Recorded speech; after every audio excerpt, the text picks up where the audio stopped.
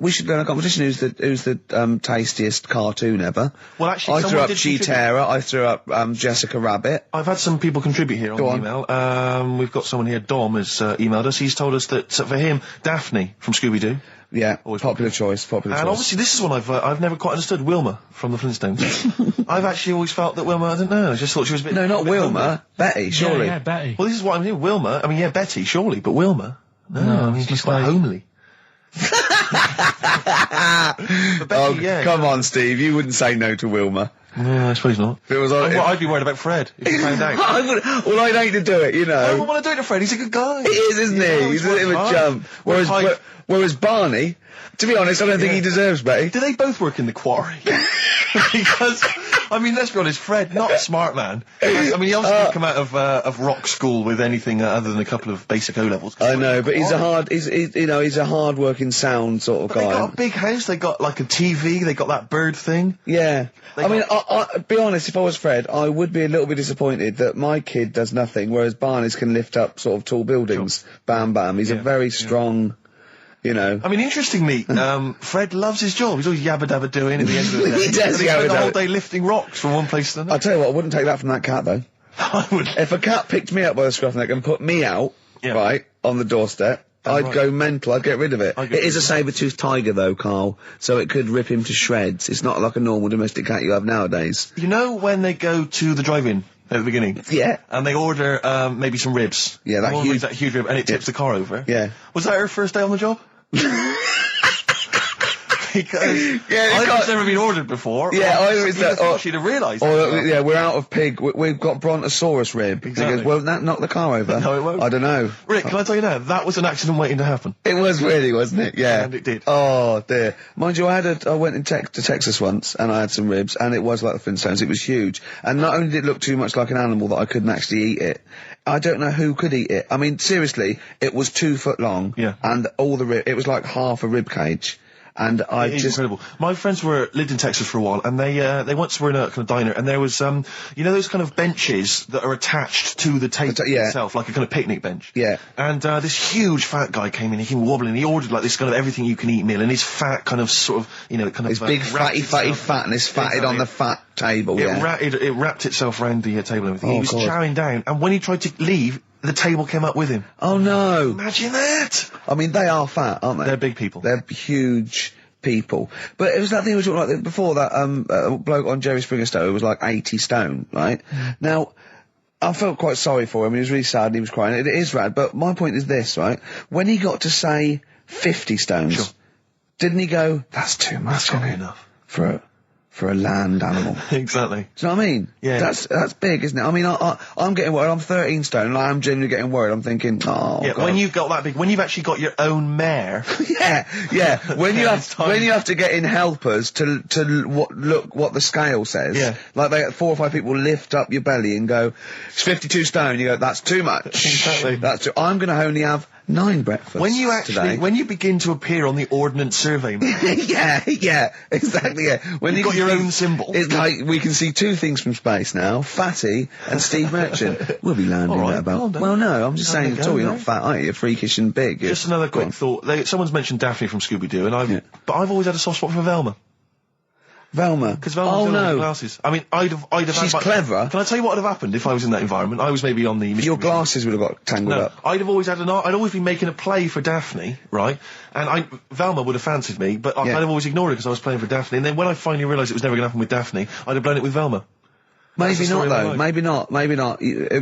Sometimes those, you know, they might, you know, appreciate honesty and go, listen, I've been hitting on the good-looking one. Yeah. Oi, Four Eyes. Yeah. Do you fancy it, Chubbs? Exactly. Something like that. Let's be honest, is what you're saying. Well, yeah. I'm wondering, I don't mean to be libelous, but Velma, she was quite short, the glasses, the short hair. Lesbian. Hung around with the dog and lesbian. The bloke. I'm beginning to wonder if she was... Yeah, maybe. I was like, see... Unfortunately, I said lesbian there, and you still carried on with your assessment of what it is to be a lesbian. It's bad enough doing the cliches of having short hair, but you said the dog. Yeah, well, she hangs around with a dog. So do lesbians do that? Well, have you seen some lesbians? They're right dogs. Good night. Have you seen what I've done there? You know what I've done there, Rick? Comedy award winning. Oh, God. the first cut is the deepest. Let's hear it, Rick. On this album as well is The Killing of George. Georgie Part 1 and 2, remember? About the gay bloke. Georgie Boy was gay, I guess. His favourite song. Carl's favourite song, right? Yeah. And I was going, oh yeah, I remember that, yeah. I said about, and I said, did not intend to take his life. He just pushed it when he gets mugged and killed. Do you know what he said? I was sitting outside, I was singing, he went, well, as I said, they go out too late. They go out too late? He meant gay people go out too late. He went, no, they do. I went, what do you mean? He said, well, they're always out, they go out when people are coming home. He said, if he'd have been in bed by 10, he'd still be alive today. That's a sobering lesson. And he went, Carl. there's one that works here and he's shattered every Monday. Oh, if you're gay and you're listening, just be in bed earlier. Go out when sensible people go out. Yeah. You're right, we're not on the continent, Carl, If you're gay and you're not in bed by 10, go home. Yeah. I don't get it.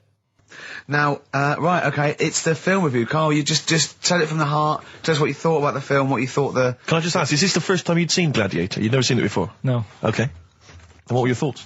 Okay. The film review. Gladiator. It's alright. Nothing great. It's like an old, sort of an old version of Rocky done in the olden days, really. Right. A bloke fighting other people. Sure. How sort of well known is the story? Do you reckon people know the basics? Well, just very quickly, just do the plot. Quickly. There's a guy called Max. Maximus, yeah. Yeah. There's Caesar, and there's Caesar's kid, and Max goes to war, sort of wins it, comes back. Caesar says, you're good at what you do. I wish my son was as good as you. So I want you to be in charge when I die. His kid finds out, a bit annoyed about it, kills his dad, because he don't want anyone to hear that he said that he wants him to be in charge. Yeah. So his kid gets in charge and thinks, I'll show you. You're not going to be king, I am. You're going to be a slave or something. And then, next thing you see is... Sorry, can I just stop there? My only thought is the film's 3 hours long, so maybe we shouldn't go through the whole plot, right? We've done the first 10 minutes, but go on. So, yeah, he's a slave and then... Yeah, but then, that was an interesting bit that I thought, right? I mean, I was watching this with a girlfriend, she was already annoyed because she wanted to watch Friends on E4. Okay.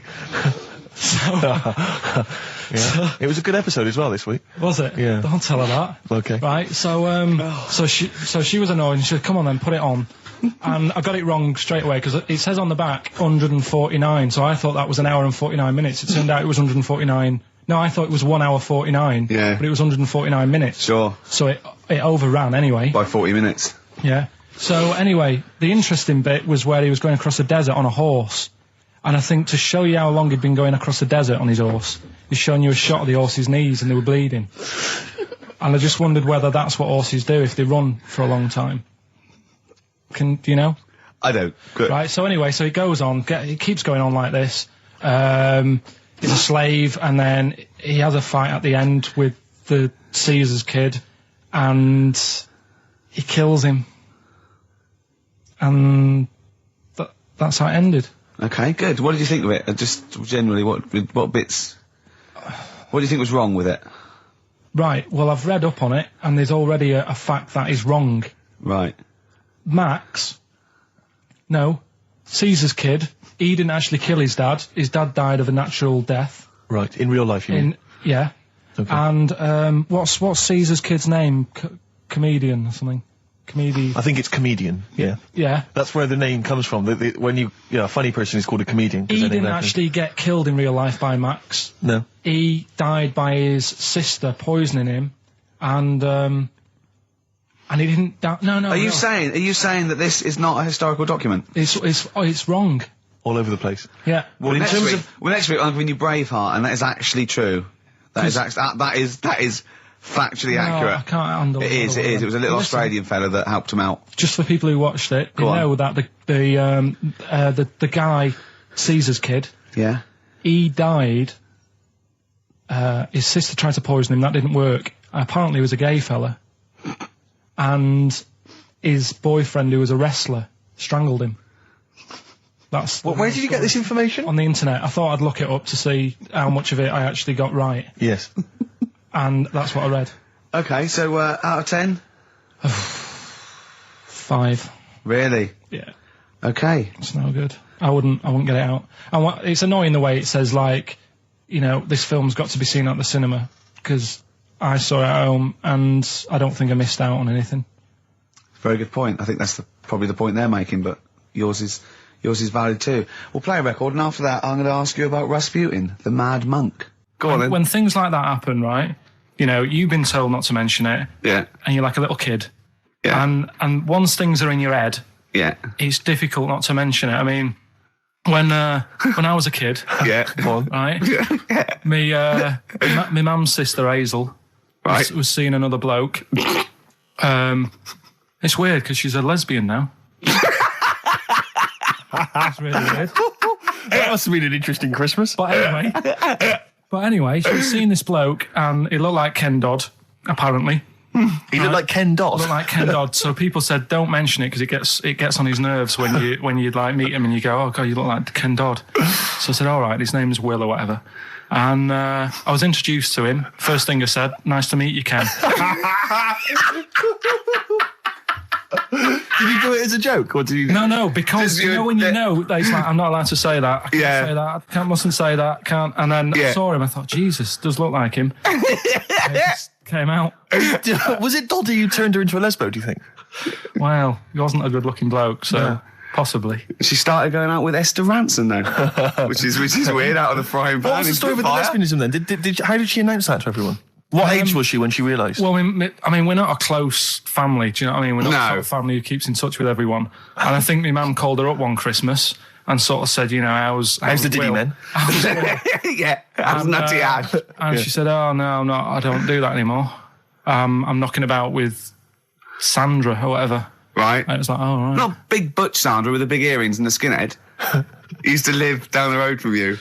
I don't know. He used to I get haven't met Doc Martens wholesale.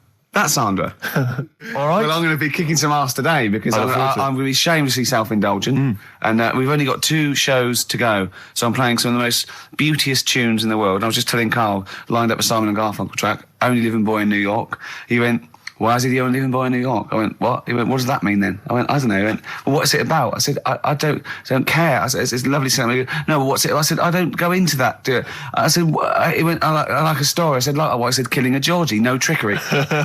Killing of Georgie. I think we should play that at the last. It's good. I heard it the other day on Radio 2. It was cracking. It sounds like, well. It's really good. Tell them what it's about again. It's about little girl, gay fella. A little what? A little gay fella? Yeah. Right. Who, I haven't heard it for a bit, so it's all off memory, this. But, gay bloke, is he from Scotland? I have no idea. But he's from somewhere where gays aren't liked. Okay. Right? No. Well, he is, kind Georgie of. Boy was gay, I guess, nothing more than nothing, the kindest guy I ever knew, right? Now, all he did was, right, his father said, how can my son not be straight? Kicked him out, right? Goes to America. Yeah, but you can handle all that. You can handle your dad not getting on with you if other people around you are into the same scene. Yeah. But he was like, he was left on his own, he didn't know what to do. Yeah. He was getting stressed out. Yeah. So he goes... And this was before, I mean, this is, when did this record come out? Must have been 77? 77, yeah, something like that. Right. And he's... During punk. Right. Oh, I see, yeah. So, you know, the village people had come along and made gay cool. Yeah. That had already happened, Yeah, but it go wasn't on. respected. but he was watching the telly or something, and he saw that New York had loads of them over there, and they're all having a good time. Sure. No, sorry. At no point in the song does Rod Stewart say little gay Georgie was watching telly and saw loads of gays in New York. At no point in that song. No, but this is what I like about that song. You sort of picture what's going on. You make it up. Yeah. Okay, so the little gay fella was watching telly, and there was presumably the and now from New York, the gay show. Yeah. Or whatever, because it was a big scene over there, wasn't he, in the 70s? Yeah. Okay. Right. Go on. So he goes over there, and he's having a great time and that. He's meeting... Went to New York town, very quickly settled down, soon became the toast of the Great White Way. Yeah, they loved him. All the old queens blew a fuse. Yeah. Yeah. And then, I don't know, he was out late one night, Yeah. and he's walking home, Yeah. and gets attacked, gets killed, Yeah. and he's lying in the They gut. didn't intend to take his life. They just pushed their luck a little too far that night. Yeah. You see? So... Yeah. But what's good there? Is it good that he had a bit of a good life and was able to be himself? Yeah. Or should he have stayed in Scotland? He didn't come from Scotland. Again, I really... Right, I think, is there any way we can get this song before the end of the show and play it? Because I've heard it recently. A lot of people listening will have never heard this song. They wouldn't have any idea what we're talking Can about. I say what you said when we were talking about that song once before? Is it bad?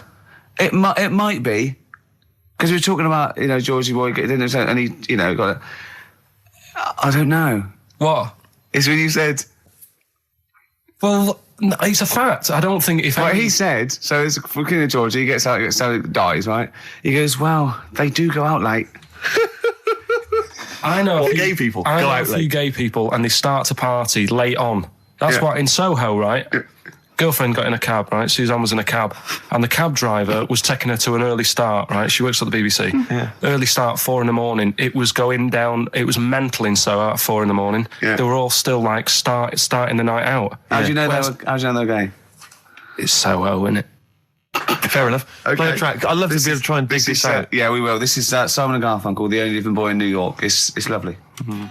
When I went to the BAFTAs with you, and I wasn't really enjoying it, you were I like... can't. He's what? No, You you are didn't tell such us an this. ungrateful. There are so many You're people. like a little charity case. You're like, oh, I had God. chicks queuing up Yeah. around the block. You'd wanting usually come. have to. I know, but I Someone told like you you. would have to write to Jim or Fix It or Esther Ranson to get them to meet us sort of people.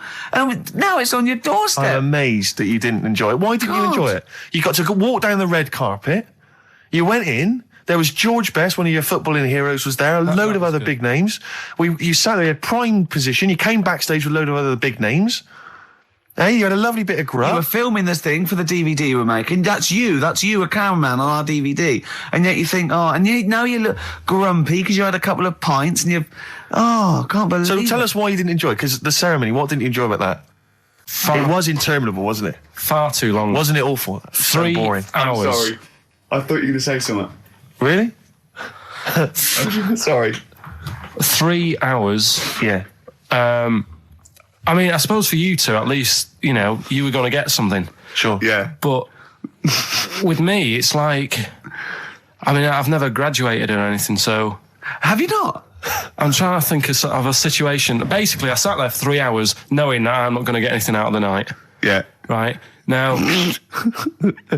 No one Did you? told Sorry, me. when we invited you and you said yes, did you think you were up for an award? No, but I thought we were going to be sat round tables having a nice bit of food, Yeah. whilst people are going up there winning awards. Yeah. But 3 hours of the same thing over and over again. I mean, if a film's 3 hours in the cinema, Yeah. you go, well, it's long, but I wonder how it's going to end. Yeah. But this was just like the same thing over and over again. Some guy going up, thanks a lot, cheers for the bit of brass. And then going down, sitting down, the same thing over and over again. Honestly, right? I'd say it was one of the worst things I've ever had to do. No,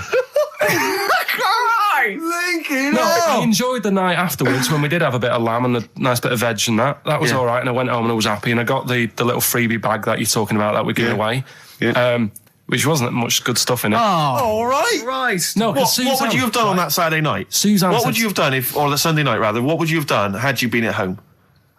I would have stayed in with Suzanne, right, watching telly, having a nice bit of pate on toast or something, cup of tea, watching 24.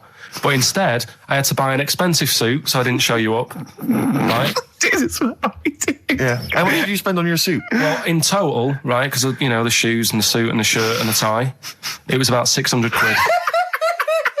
That's the most expensive evening ever. And that's what I'm saying to you. And the daft thing is, it's dark in there. I don't know why you've got to wear a nice suit. You can't wear a tracksuit, for goodness sake. It's dark in there. No, just the shirt and that. It doesn't make you a better person wearing a suit. No, doesn't Do make you you a know what I better mean? person. No. We're not claiming it made you a better person. No, but that annoyed me. Yeah. I mean, it was an experience, innit? That's why I went, because you think, if I didn't go, if I would have said to you when you invited me, no, Steve, I don't want to go, then I would have never known, right? Yeah.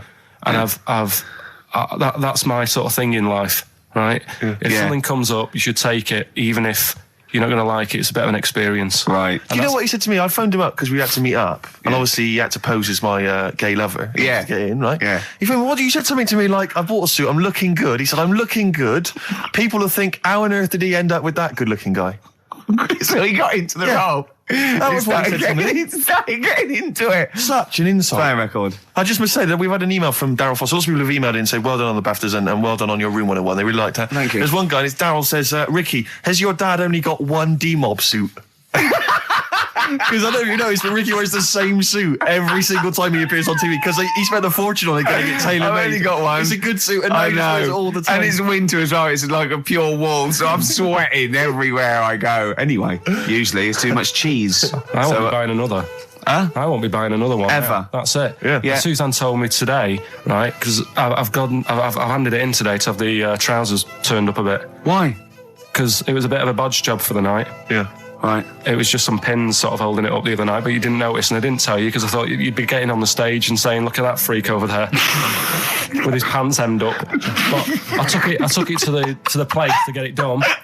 Suzanne tells me that I'm going to start shrinking now and getting to that age where you start going small. I know that must have been a revelation to you and a worry.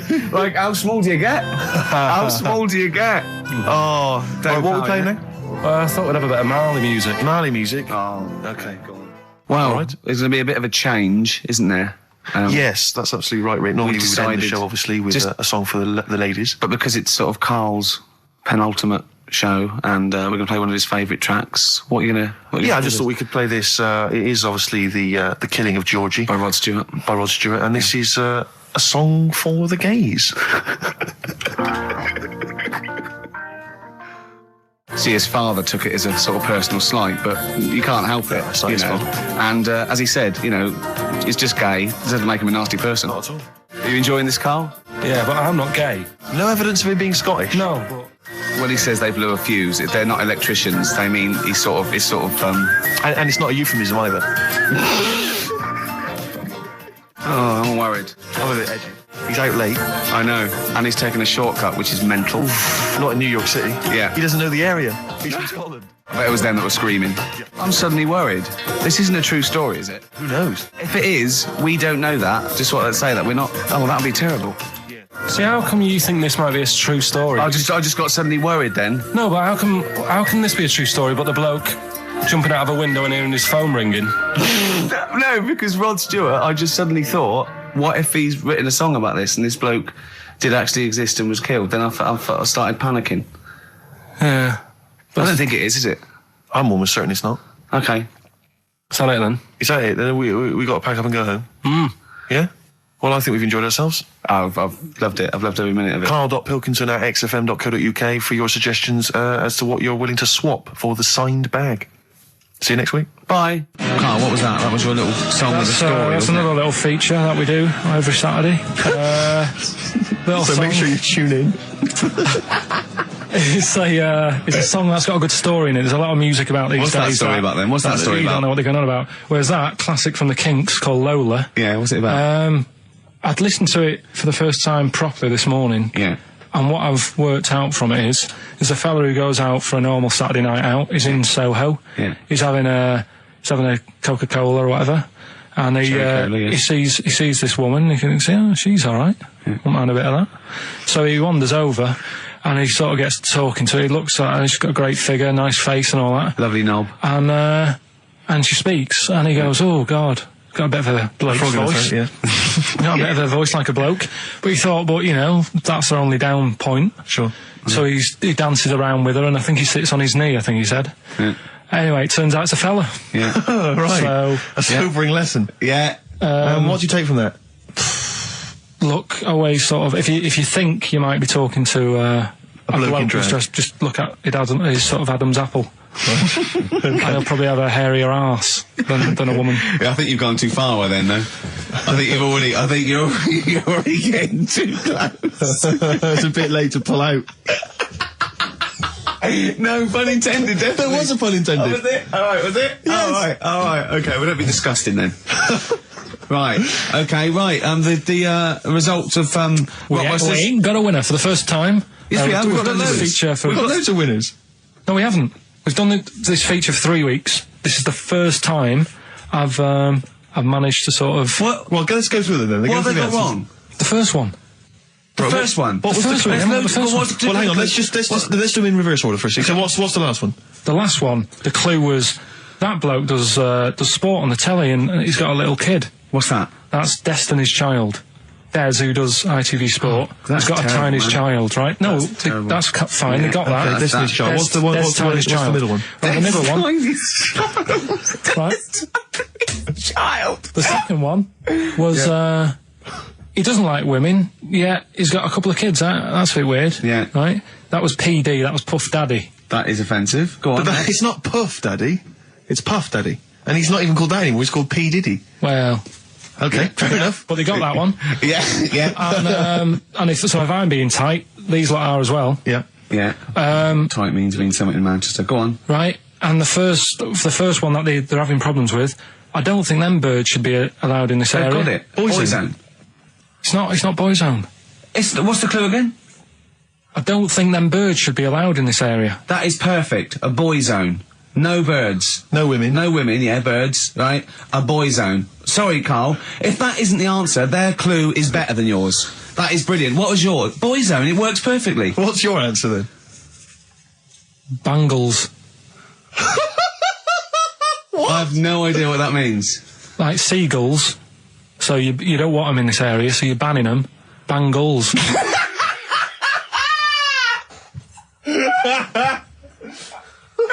Oh! Well, give it to Boyzone, because Boyzone's better. Don't use birds being loud in this area, it's a I think Boyzone. we should have a rollover. Carl beat them. Carl beat them. You have to use his logic, surely. But theirs works. You can't do what am I thinking? No, that's not what I'm thinking. It perfectly. It works perfectly. I think you've got to give it to the ones that got the Boyzone. Well, how about, right, because they didn't actually get into my head and my way of thinking, heaven right? forbid. How about we just keep back the David Attenborough and they can have, I'll chuck in the Hellraiser, right? Okay. and Blondie album and the Madness Yeah, one. okay. Pick a winner at random.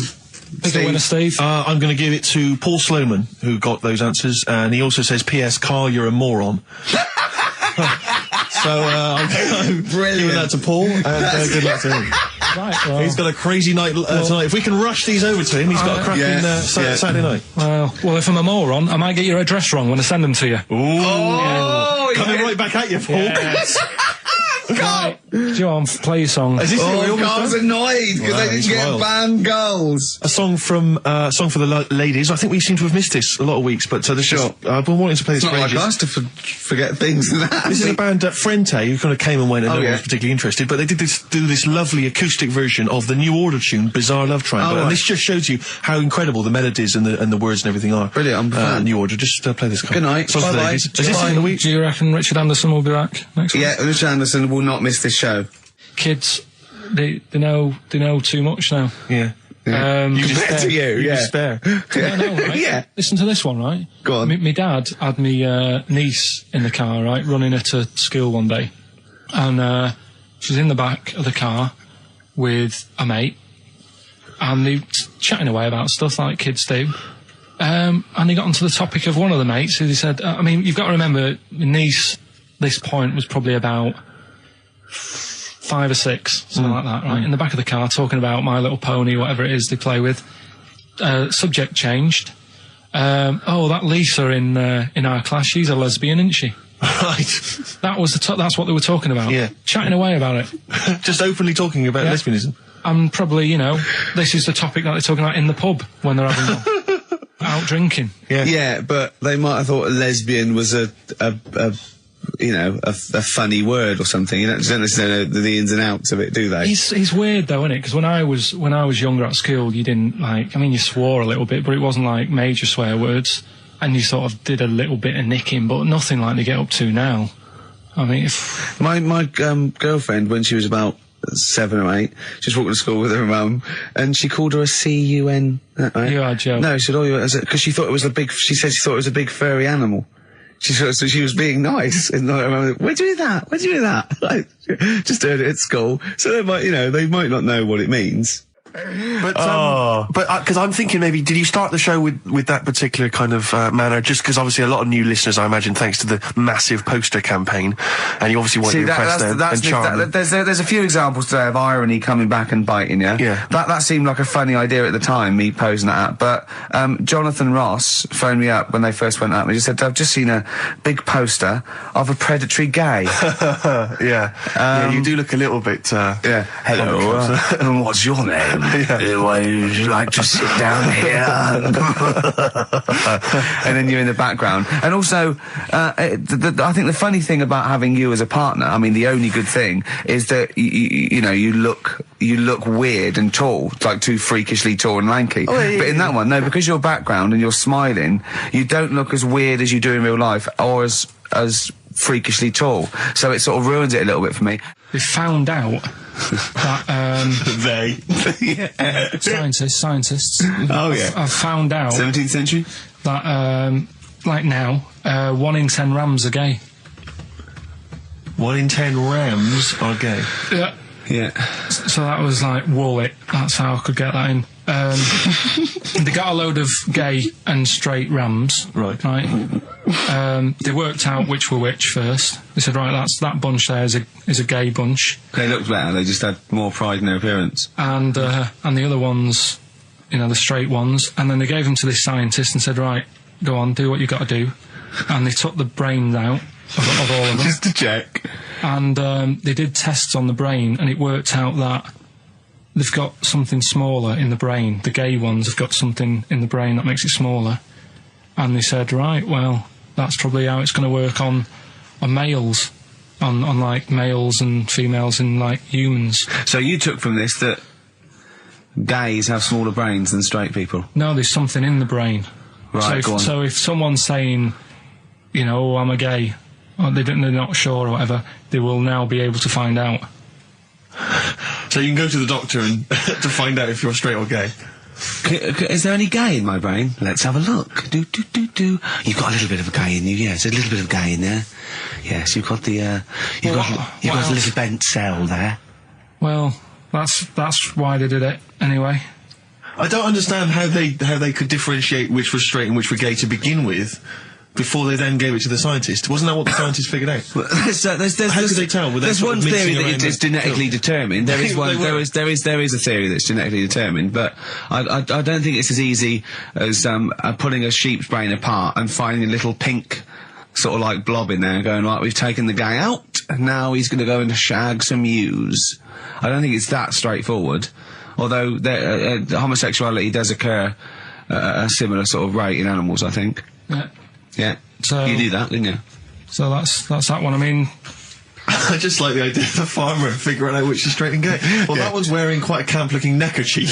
Yeah, so I'm thinking maybe he's gay. Is that? Yeah. I love the fact they can. That one's a big fan of Sophie Ellis-Bextor. Yeah. They would. They put on ABBA and see which ones dance. Exactly. That's how they. Which one? Yeah. Put on like Barbara Streisand and see which ones sing along. It is rubbish. What did I find out? Did you just say that is rubbish? No, I found out other stuff in the week that didn't make the top 3. Wow. We haven't even had to. This must be mediocre stuff. This must be really bad. Yeah, or it might be dubious. Go on. We've got to think proactively now. We've got to sort this out. See, there's always other things going on in my mind when I'm in that pub quiz. For me, it's just a little bit of fun. Sure. It's a night out. Do you know what I mean? Suzanne enjoys it. Yeah. Bit of a get together. We have a chat beforehand. Yeah. We have a bit of fun. Yeah. But there was other things on my mind. What Carl, I could do that here. I don't have to lose a tenner. Wait, what were you thinking during the quiz then, when the questions were coming out? What were you thinking of?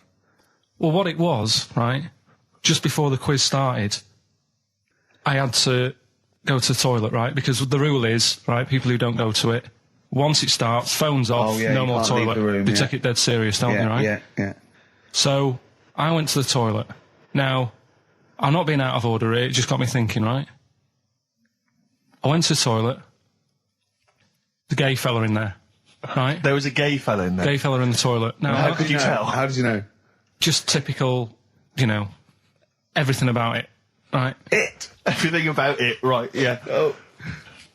What, large handlebar moustache, leather cap. Butt plugs, amyl nitrate. Could I just say that These views do not reflect the views of the management of XFM or me and Steve. Go Or on, most Carl. of the people in this country. Go on, Carl. What's your problem? Yeah, but this is what I'm worried about, really. But this is why I only got Danny Minogue right. Right? Because this was floating around my mind. Went She's to a the big toilet. gay icon, Now, isn't she? go into the toilet. They have like men's cubicle and they have women's cubicle. Yeah.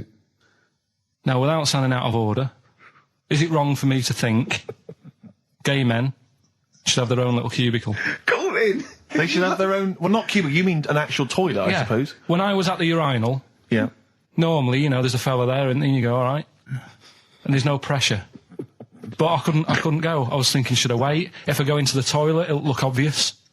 Yeah. I had loads of pressure and But this was what were going you on. worried about? So sorry. What were I'm you so concerned sorry, about? viewers? I'm so Well, sorry. it's like, right, listen, when I was a kid, right, and it's all right for you to go into women's toilets when you're a kid, it's like, oh, it's a bit cute, Yeah. right, as long as you're not, like, over 15 or something, right? Right. But when I was a kid, I went into a toilet, and women, when they use their little cubicles, they don't shut the door. Some of them just sit down on the toilet, Yeah. right, and you see everything. And, no, seriously, that's probably one of the first times I saw, like, a woman. Yeah. That, right, and my Auntie Nora when she was staying over. What happened with your Auntie Nora? She was, she's into wearing caftans. Into wearing what? You know, caftans. Oh, yeah. What caftans? Big, bellowy sort of dresses. Right. And, yeah, I used to sit on the floor at home in front of the telly. Sure. She was on the chair behind. Yeah. She did a bit of a sort of a Sharon Stone scene. Oh, God. Yeah. Did you see it? There was no underwear. No. What age were you? What was it like? What age were It you? was like a ripped tennis ball. What? Right, we're off air. We're off air. Either that or put us in for the Sonys. Iced tea. That's how I'm living. A bit of old school hip hop. Where's RT? All right. Good point, yeah. Go make me a cup of coffee or something. Well, before you do that, can I just qualify something? I'm a little bit concerned Yeah. about your toilet discussion. What exactly is your point again? I was just a bit bemused. You see, it's a tricky one. All I'm saying is, right, there I was at the pub quiz. I go to the toilet, not thinking about anything. I try to go, right, there's a little gay fella next to me. I love this little gay fella. Now, the weird thing is, there's nothing stopping him having a little glance, right, because he's allowed in the fella's toilet. Yeah. Now, I'm not allowed to go into the woman's toilet and have a little look round. Right. So all I'm saying is, should they have another toilet area? What, for gay people? Yeah. And so this would be gay men and lesbians? Is that going to complicate things? I mean, I can only assume. I mean, to what point? I'll ask you a question, right? If you're intimidated, that's a shame. But most gay men aren't looking at your knob. You know that. What do you mean? I can only say that 99.9% of gay men who use a urinal standing next to what they assume is a heterosexual man aren't looking at his knob. What are they doing then? They're emptying their bladder. No, but the thing is, I can't talk politics for Carl. you're saying like, about would you have one toilet for lesbian women and gay fellas, right? What does that mean? Would it be mixed? Would it just be? Well, would it have a man on one? That's heterosexual man. One little picture of a woman, there, and then what? What would the little icon be? A man and a woman? A man and a woman. Just having a chat? Yeah.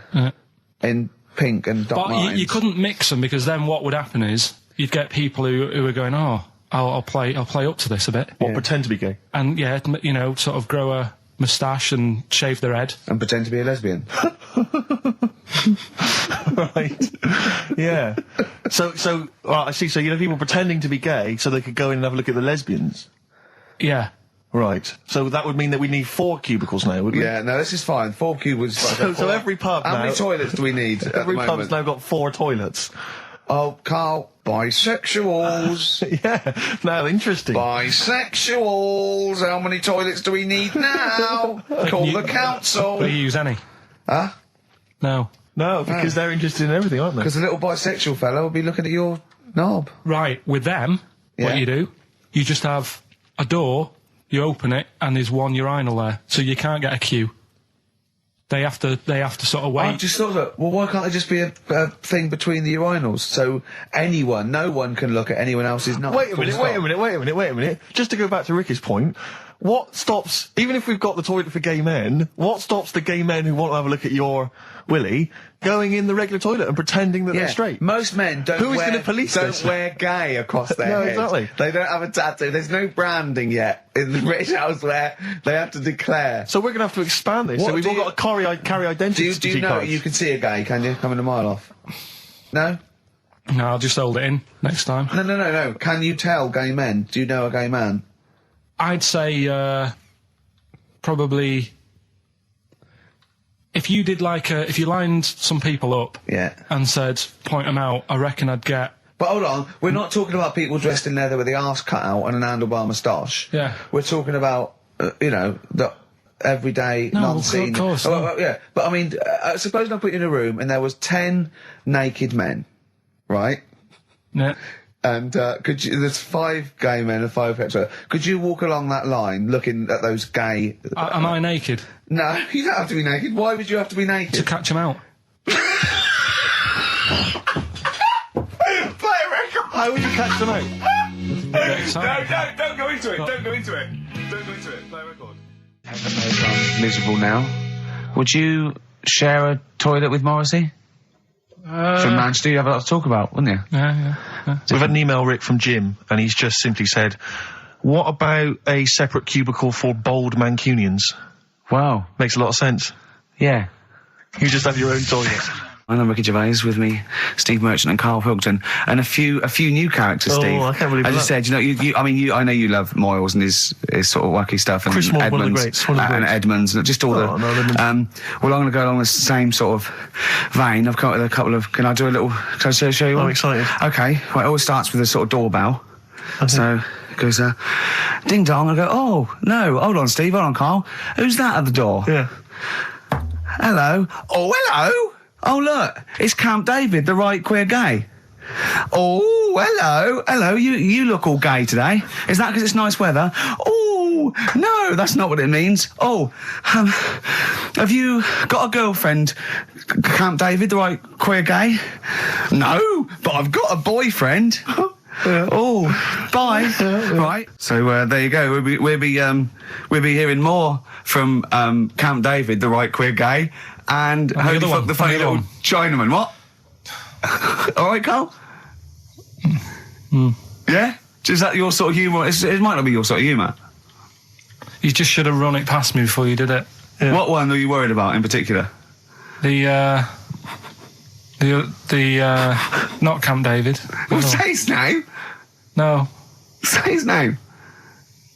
Which one? I don't know which one you mean. The Chinese fella. Well, I forget who that was. What was his name? I can't remember. Well, if you can't remember, it can't be that good, so we'll leave it. We won't do it again. Right? Oh, ding dong. Who's that? Who's this? Oh, hello. Oh, look, it's David Gray, the bent piano player. Oh. All right. I thought it was going to be Columbo. That would be the joy. Ding dong.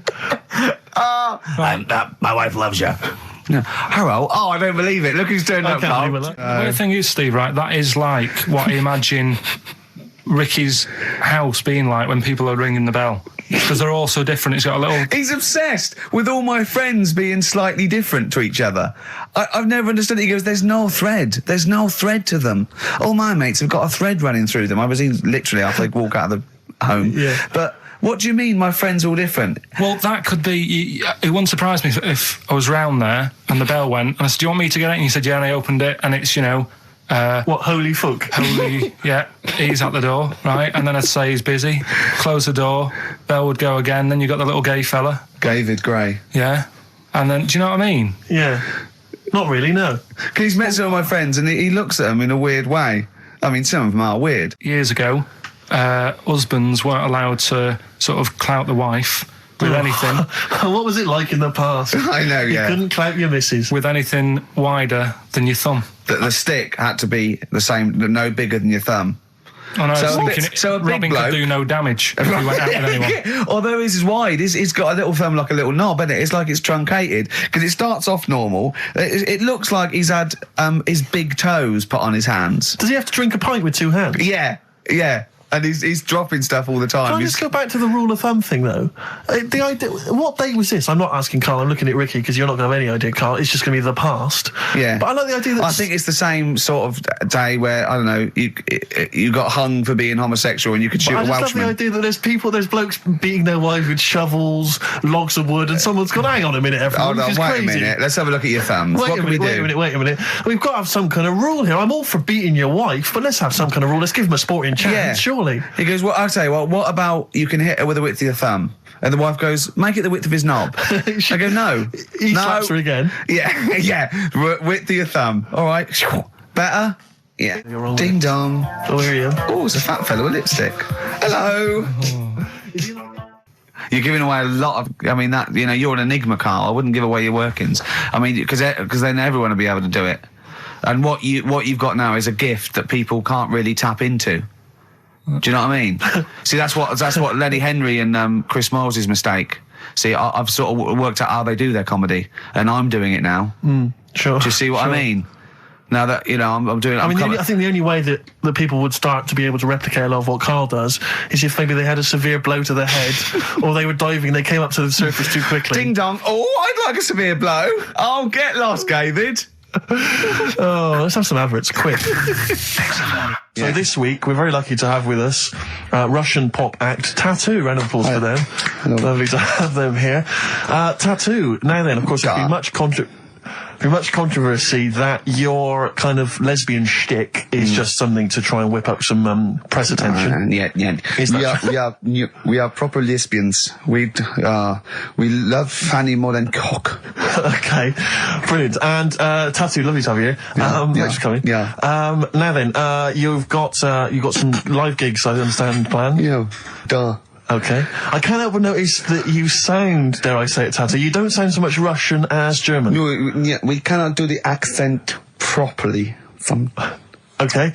And, Tattoo, it's a joy to have you. Thanks for coming down. And finally, your lesbians would, for instance, either myself or Carl be able to convert you from the lesbian ways? We like the muff so much that the knob is no good for us.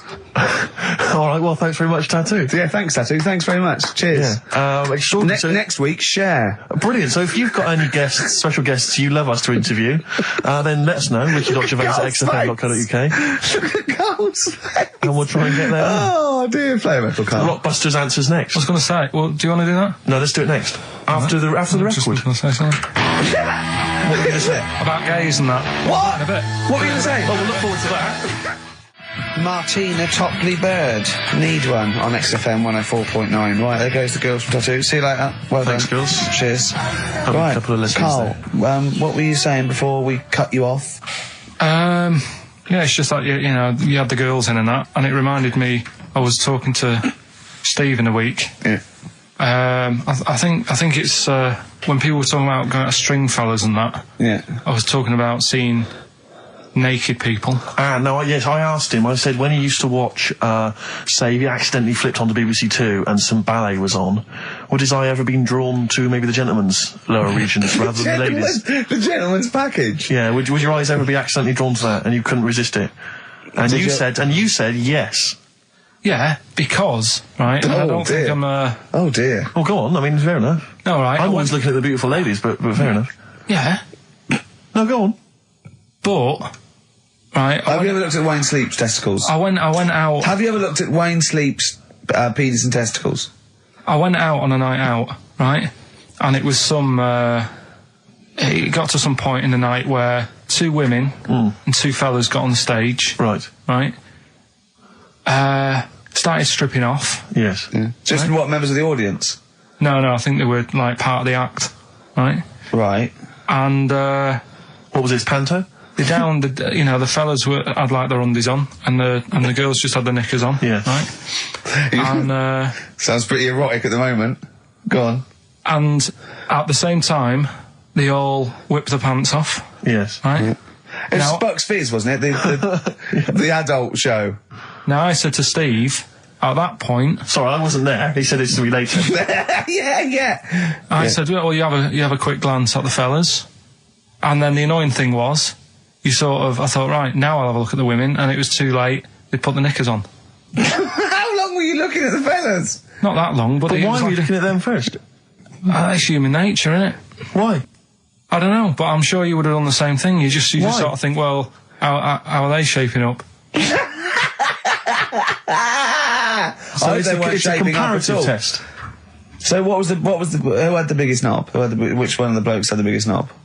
No, it's like, normal. But This is a whole new side of you. This is a whole other area. So you look at ballet dancers, you look at the gentlemen's. No, I don't. package. I just was, when he said this, it reminded me of this night when I was walking home thinking, didn't get a look. Because I was messing Where about. was this? What event was this where people are stripping off? Carl, I tell you what, you are the most interesting man I've ever met. But are you comfortable being nude and that? We've done this. Well, I don't know what this is. We did this last week about, are you comfortable being nude? No, I know, I was talking you're about probably that. most comfortable being nude. It's just probably not in public. Well, Ricky's only really comfortable nude when he's eating. yeah. There's nothing to get, Yeah, you can just wipe spilt on yourself it. down. Yeah, you just sit in the bath, yeah. No, but I talked about that, and then when I went home, I was talking to Suzanne about it, and she said, "What's all that about? You don't like being nude, right?" And I said, "Well, it's not." It's like I'm part of an Alan Bennett play. It's just, I love the way you talk. Remember once, right? I don't know if I should talk about this really, but Well, that means you should, so go on. Go on. oh yeah, right. We went to Tenerife, right, one year, and I was still living in I'm Manchester. scared now. Yeah, I don't know I what's said that. I'm happening. actually No, scared. I'm thinking about Suzanne, but she's Well, working. I don't want to know anything about Suzanne, Come to on, be no, honest. but If come it's on, gonna be- It Go on. involves me more. Let's hear the story. Go But on. I'm just explaining to you that I don't like being nude. Yeah. Go on. So you're in Tenerife. In Tenerife, right? Didn't have much money. Stayed in this apartment that wasn't that nice, right? Had the cockroaches in it and stuff, right? Didn't have much money to go out at night. So we're in this sort of death trap of an apartment, right? Anyway, so when I was younger, right, had a bit more energy. So He's 30. 80, I know. so start having it away a bit. It's a joy. Beautiful. It's so, good, yeah. I've been here to a while. I love it. Go on. Right, so, doing what I do, right? Yeah. Someone starts banging on the door. So Suzanne Everyone's says, at it. Right, so you mean knocking on the door? Right, okay. knocking on the door, right? So Suzanne said, you better get it. So I said, I can't get it now, can I? I'll have to wait a bit. Right? I can't go to the door. Go on.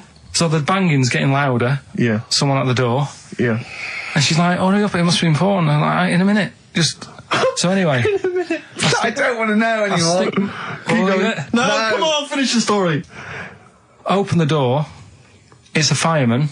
So I just stick my head round, and he's going, you'll have to get out. The building's on fire.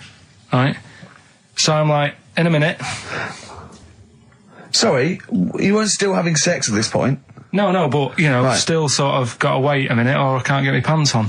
Oh, Carl, I wish I'm so sorry. Right, go on. To the So listener. now So the place is burning down. So it could be a serious big fire going on. Yeah. I'm sort of waiting. You can hear people sort of screaming and that, panicking. Is that because the door's open and you're nude? The fireman's saying, will you get out, I'm saying, in a minute. Right. And Suzanne was saying, think of something that's not sexy. Sure. So I was thinking of people, thinking maybe down in a fire might sort of calm you down. Yeah. But the fireman said, we need a big pole. Yeah. Yeah, Sure, go on. But what I'm saying is that, to me, I wouldn't have wanted to go out and be safe over, do you know what I mean, over being naked. I don't like walking about without on. So what I'm saying is, even if that fire... I love the idea of everyone huddled in there with all the firemen. It just, the camera's fans long and it's Carl. Yeah, a just local news report. naked. With still But would you have gone out without on? But why do I have to go out with now on? I'll just grab a pair of jeans. All right, but you've just, What? There's a fire, Carl. Yeah, but See, not everyone looks at men's packets. That's only you, remember. Most of the other firemen wouldn't be going, oh, look at him.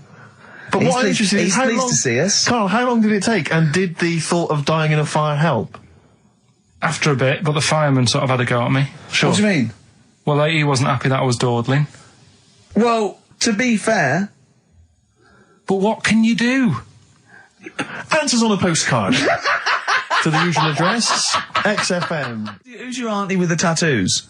That's Hazel. Oh, right, yeah. Let's leave that. Why? Oh, let's Why? not talk about Well, it. leave it. What have I come across there?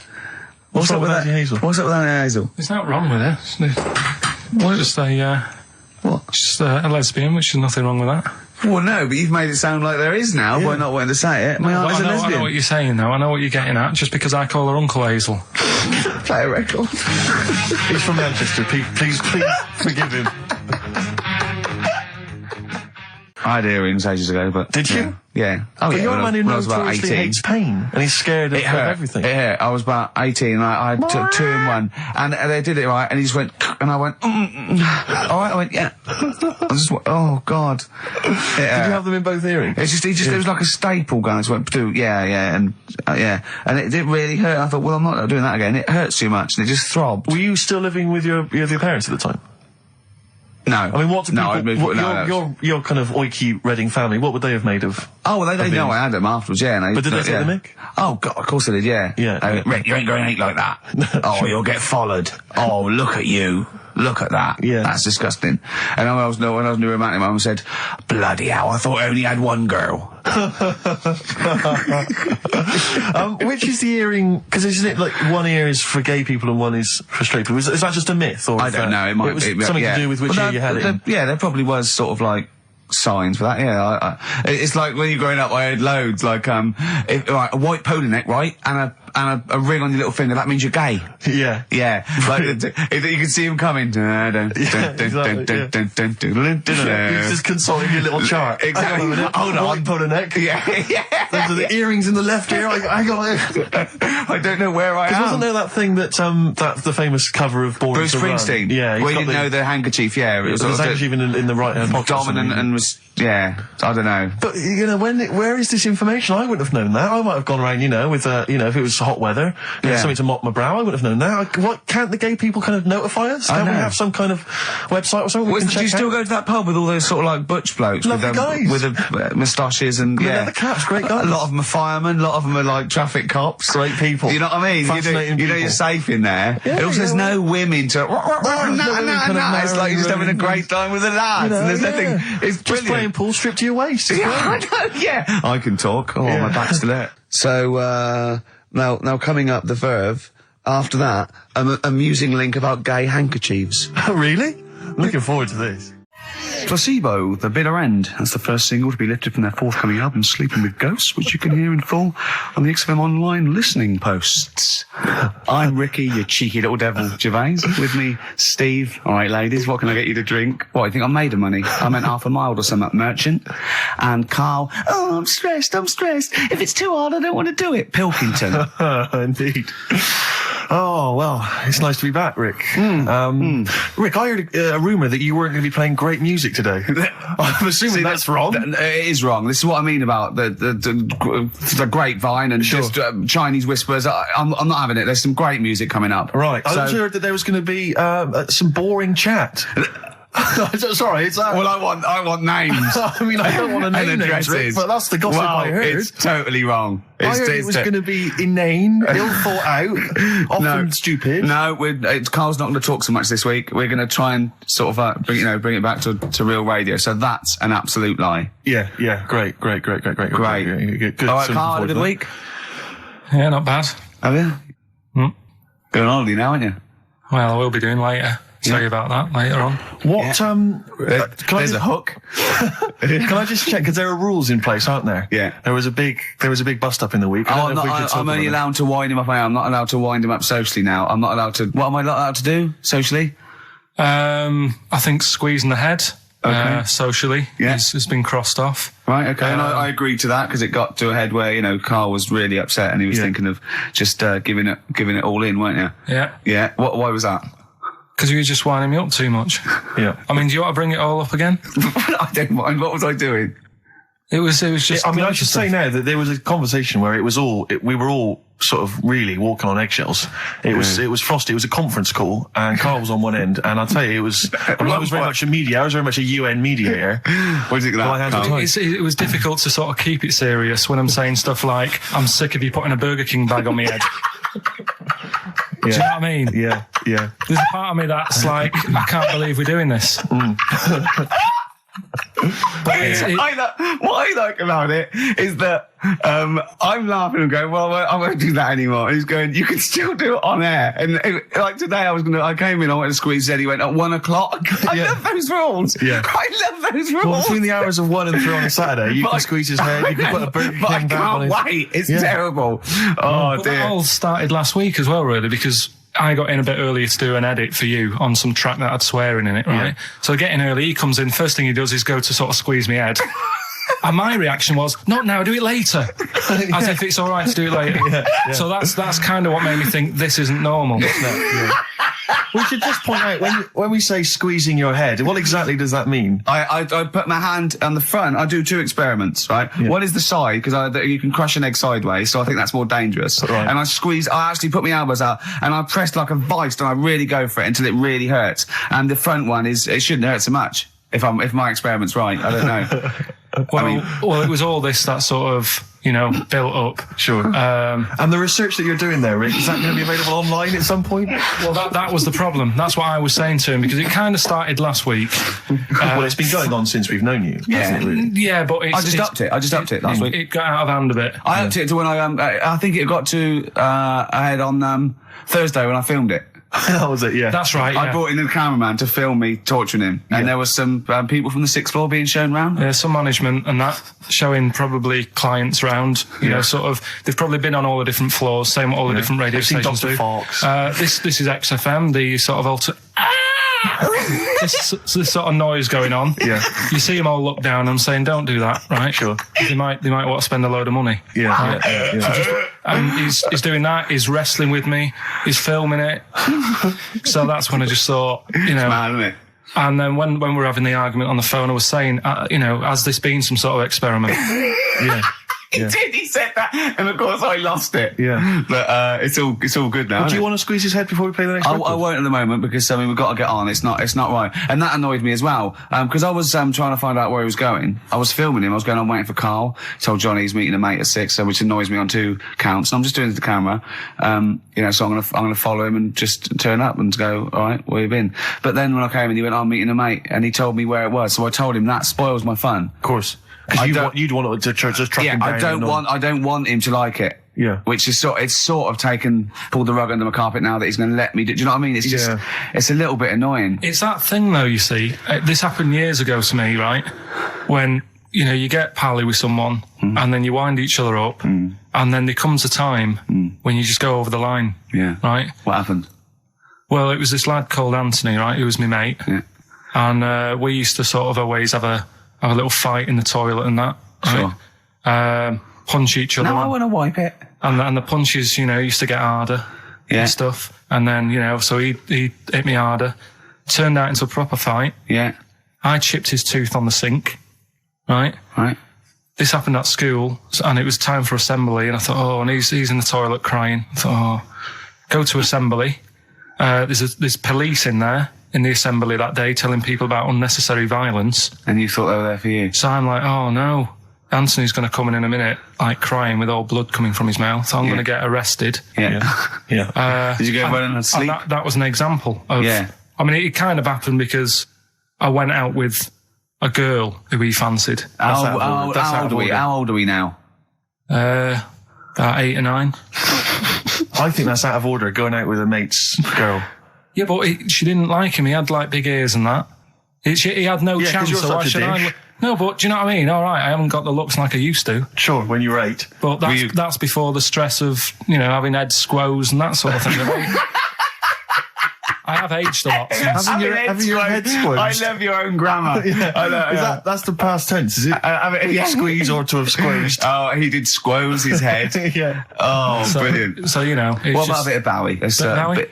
Be my wife. Carl, I'm asking you. Let's make I think it we can squeeze that in. Be my wife, Carl. Come on. Will you miss me on holiday? No. Really? No. What? He's joking, I assume, Steve. Well, I don't know. Can you tell? I can't tell whether he's serious or not. What do you mean, no? No, definitely not. I mean, I might, when I get back, I'll go, just have a quick chat, but I'm not going to be sat there going, I wish I was back in London for Ricky to, you know. I've squozed my head. We've sorted the head problem out. Yeah. No, I still won't. No?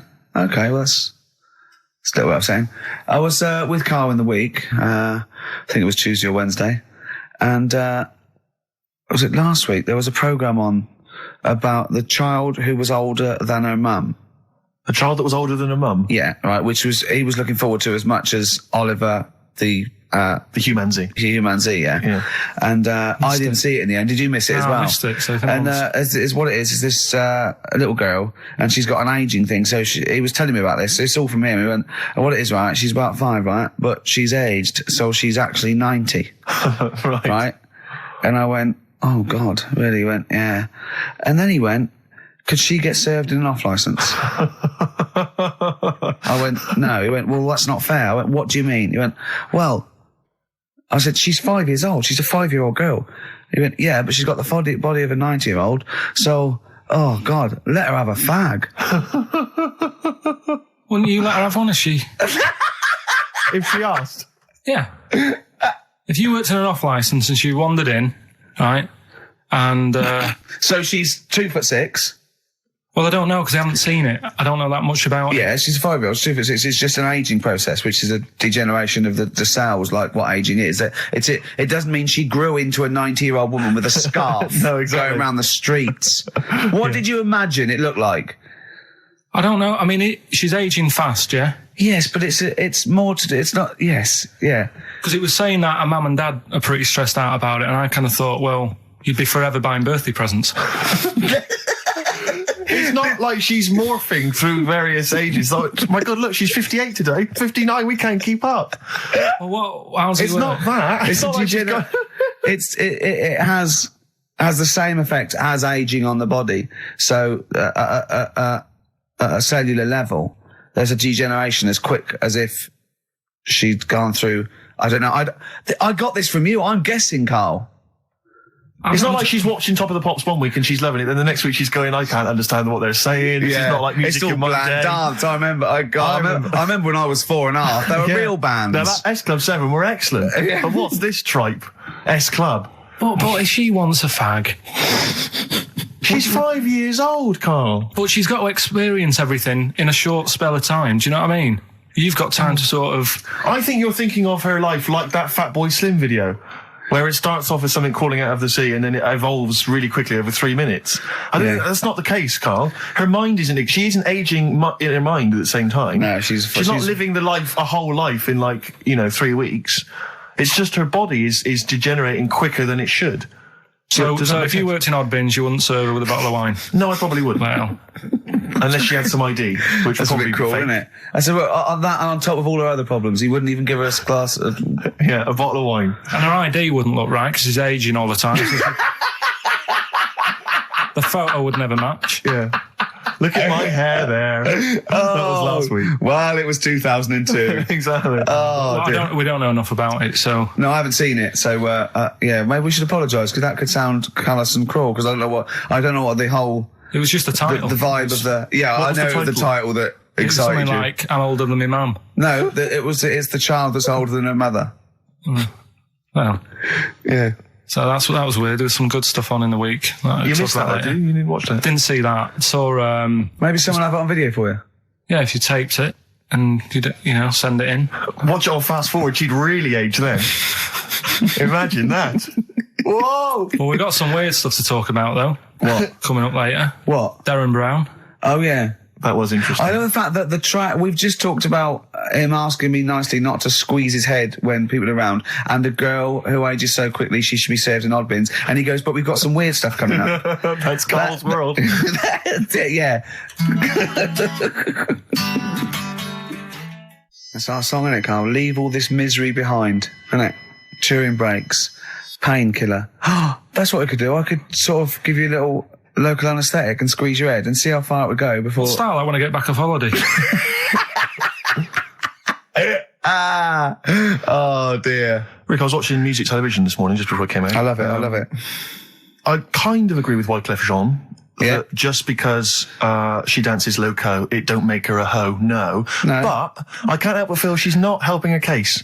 I mean, she's there every night, basically, getting them out for the lads. I know. For money. Yeah. I mean, I don't mean that she's a hoe or a whore, as we say, but I can't help but think if you think people are slagging you off, calling you a whore, get a different job. Because I'll tell you this, you like the money. Yeah. She likes the easy money. I'll say this. If... basically exposing and sort of wobbling round your minge, tits and arse doesn't make you a hoe. What does? I don't know what does. Look at Carl's head, just went down there, He doesn't like this sort of filth, do you? He's thinking about Maxine. That's Who's Maxine? That's her name. Pot on your red shoes, Maxine. Oh, is it? Yeah. It's a moving song. What's the horse about at the end? Horse, I've never understood that. Is Wyclef doing all right? Is he? I'm always a bit concerned about the Fugees, because I heard Lauryn Hill's her new album's apparently not very good. Nas, or whatever his name is, I don't know what's happened to him. He's disappeared off the face of the earth. I've got a soft spot for him all. I think he popped up too much. I think it was a bit ubiquitous, jumping up on everyone's... he's a funny bloke as well. Wyclef. He's a lovely man. He's a good guy. Good luck to all the Fugees. So, good luck to all the lads from the Fugees.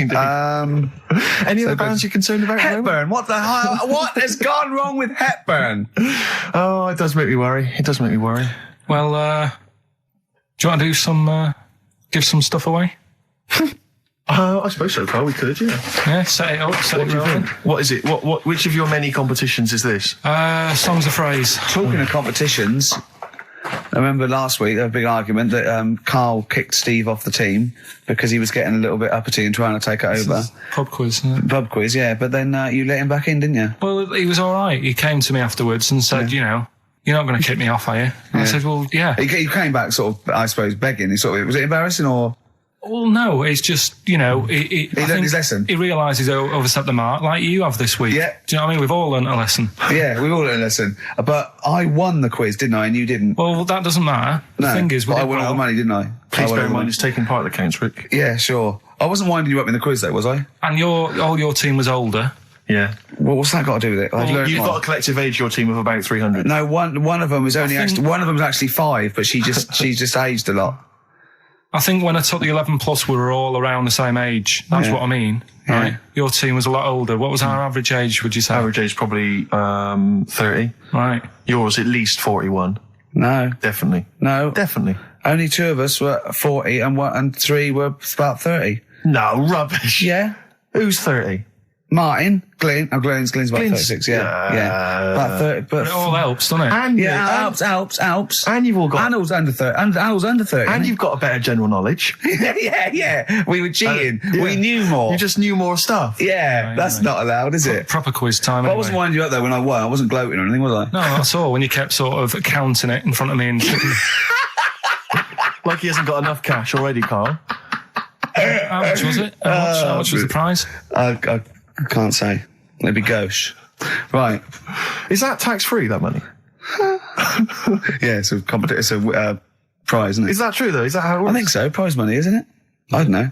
Well, otherwise, I assume you'll be declaring that. Yeah, I will, yeah. Yeah, you'll be paying tax on that. Yeah. Because you know where people... I mean, the taxman could contact you via XFM at any time just to check that if you wanted to. Sure. Okay, prizes to give away this week. You've excelled yourself again. We've got, once again, Scotland Rocks, the very best of Scottish music, Texas Deacon Blue, brilliant. And Jerry Rafferty. Proclaim's on there or not? Proclaim's there, don't worry. Delegate's on there as well, don't worry. Yeah, don't worry. Is Biss on there? Is Biss on there? I'm just checking to see if Midge and Hugh and Gry feature, but they do, thankfully. I don't know. The Rizillos as well. Oh, brilliant. That's great. So I look forward to that. Is Lulu on there or not? Is she not on there? I can't see her, actually. Is she not on there? But the Wets, are the Wets on there? All the Wets or not? Fairground attraction. Brilliant. Brilliant. That's on there. So Is Wee Hootie McTooth on there and his Jamboree? what's this? This is another arbitrary compilation called Strange and Beautiful. The X-List album, which is quite good. The new album by the White Stripes. The DVD Walking with Cavemen, that TV show that's on VHS. It's still got the price on there on VHS in case you haven't seen it. Fight Club and the best-selling book from Michael Moore's Stupid White Men. So actually some quite good prizes there, Carl. Not bad All at right, all. Carl, what's this competition? Right, Song's a Phrase. It's where I get a line that sort of is said a lot on the show or has been said quite a lot on the show. Yeah. Is this one Stop Squeezing Me Head? No? Oh, I could have done that. Yeah. But what we're doing is my favourite, The Elephant Man's my favourite film. Is that the phrase? Yeah, that's the phrase that we're looking at today. The Elephant Man's my favourite film. It is as well. It's his favourite film. I know. What is that again? So, because it's funny and sad, and it's you know exactly what you're going to get. Yeah. They promise you an Elephant Man. That's exactly what you get. Yeah. It's good. Have you seen it, Steve? I have seen it. It is good, isn't it? Yeah.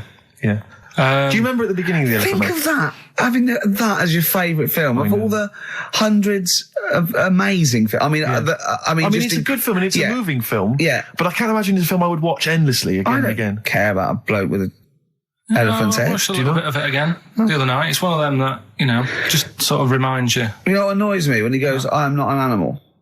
He is. Well, I mean, he speaks like one. And what doesn't And help? he's got And he looks like one. No, yeah. Well, it was a bit unfair because they never let him look in a mirror because he's a bit odd looking. It upset him. Yeah. So his hair was always a mess. And that made him look worse than he actually was. Yeah. But good film. Get it out if you haven't seen it. That's the phrase today. Do you know, I remember my friend introduced me to that film, and if you remember at the beginning, there's a big montage because he is working in a zoo, isn't he? Or he's being kept in a zoo, and there's a sequence of various elephants, I think, actual elephants kind of rampaging, and it's just quite a sort of moody, atmospheric montage. Is he king of the elephants? Can he rule them? My friend said to me when we watched this, he said, what happens is he gets trampled on by some elephants, and that's what makes him look like an elephant. And I went, right. And I watched it and I thought, that's not the case. And I tried to explain it to him, and he's, to this day, still convinced that the Elephant Man, it's like when Spider-Man was bitten by a radioactive spider. Yeah. It was his mum, wasn't The it? Elephant Man. The power of an elephant. Was it his mum who got... He never forgets. Anyway. Be careful. Is it his man what? Wasn't it his mum who was pregnant and then they ran over her? And No, I don't think so. that's the impression I got from it. No. You are joking, aren't you? No. I thought, I honestly... Anyway, right, so the phrase is, my favourite film's The Elephant Man. Hold on, wait a minute. There's 5 songs make up that sentence. Yeah. Right, this week. Have a listen, see if you can work out the songs. Email in, ricky.gervais@xfm.co.uk, right? And you win all that stuff Steve just said. So, right, here we go then.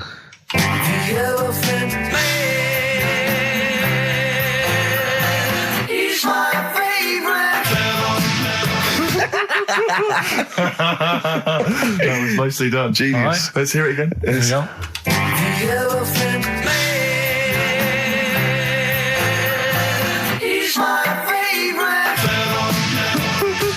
5 songs there. The Elephant Man not is so hard, this my one, which is favourite good. film. Well, I thought we'd make it a bit easier. Make it a bit easier. Yeah. All right. Just one more.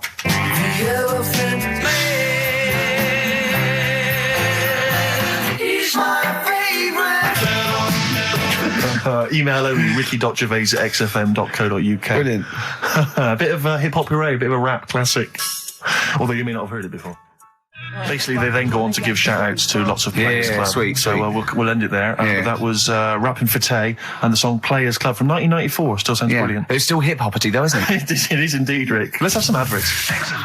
It was the Mock Turtles. XFM 104.9. I'm Ricky Gervais, with me Steve Merchant and Karl Pilkington. Karl the K-Man Pilkers. Little Pilkers, little baldy, roundy, heady Pilkers. Oh, yeah, there's... Go on. There's a what's the name? If people go to the You're website... joking. There's not a what's the name. An actual what's it? You are joking, Karl. No, it's just you reminded me. Oh, of the did I? little round bald head. Yeah. If they go to xfm.co.uk, right, Yeah. /Ricky, there's a picture on there. You know that picture you did? Oh, that I drew. The one you drew of me? Who put it on? Did what XFM put it on? Yeah. Did it look good? Can you get into it? Can I I'll have a look. Yeah, I'll have a look during the What next is it? xfm.co.uk. /Ricky. Right. And there's that little picture and people can sort of put bids in and the money goes to Me, I Charity. assume, as I drew it. No, it's for some charity thing. So Because I've read something that I think there's been a bid of at least £50, which is pretty No, impressive. there I swear hasn't. to God, I just saw it earlier. I deleted it because I thought someone was winding us up. you deleted it. Well, I didn't know, did I? I didn't realize you didn't keep me informed. Well, it just. Oh. He's a buffoon, Carl, isn't he? I think you're an idiot, but sometimes. Oh. Yeah. Yeah. Well, I'm just going to check. logical. Just going to check the power list. Top 100 most important people in radio. What's this list? Oh, it's just the most important people in radio. Oh, 56, Ricky Gervais. That's annoying. 56. Let me see. So there's 55 more important people than me. I love the fact there that I've beaten David Mansfield, who's the controller of Capital. Yeah. Arbitrary. The Radio Academy Power List Top 100. Ah. And you're what, number 56? Yeah. Ricky Gervais, XFM. I noticed we're not mentioned, Carl. What's your thoughts on that? You know. A little stinging that. I'd have thought, considering the amount of work you put into this show. Don't get me started. Are you on here elsewhere, Carl? No. Too busy. Chris Moyles is number 96. Oh, that's good. That's good news, isn't it? He'll be off the list by next year, I hope. so What is funny, word, aren't they? Steve? Go on. Right. Who's number one? Number 1 is Phil Roberts. I don't know who that is. Right. Wouldn't you think that Marconi would have got a mention? Marconi, now what station's he on? Weird, That's the point, because I got one in television and you thought John Logie Baird would have got mentioned. Yeah, exactly. That's great, although it's not ever, is it? Again, I'll slip out of that by next year, I'd have thought. Yeah. Oh, dear. Just checking to see. Oh yeah, Dr. Fox, good. He's on there at number 39. I'm assuming his medical qualifications have also put him in That sneaks you up the list, yeah. Yeah. Typical. Pete Waterman, yeah, number 35. That makes sense. Important guy.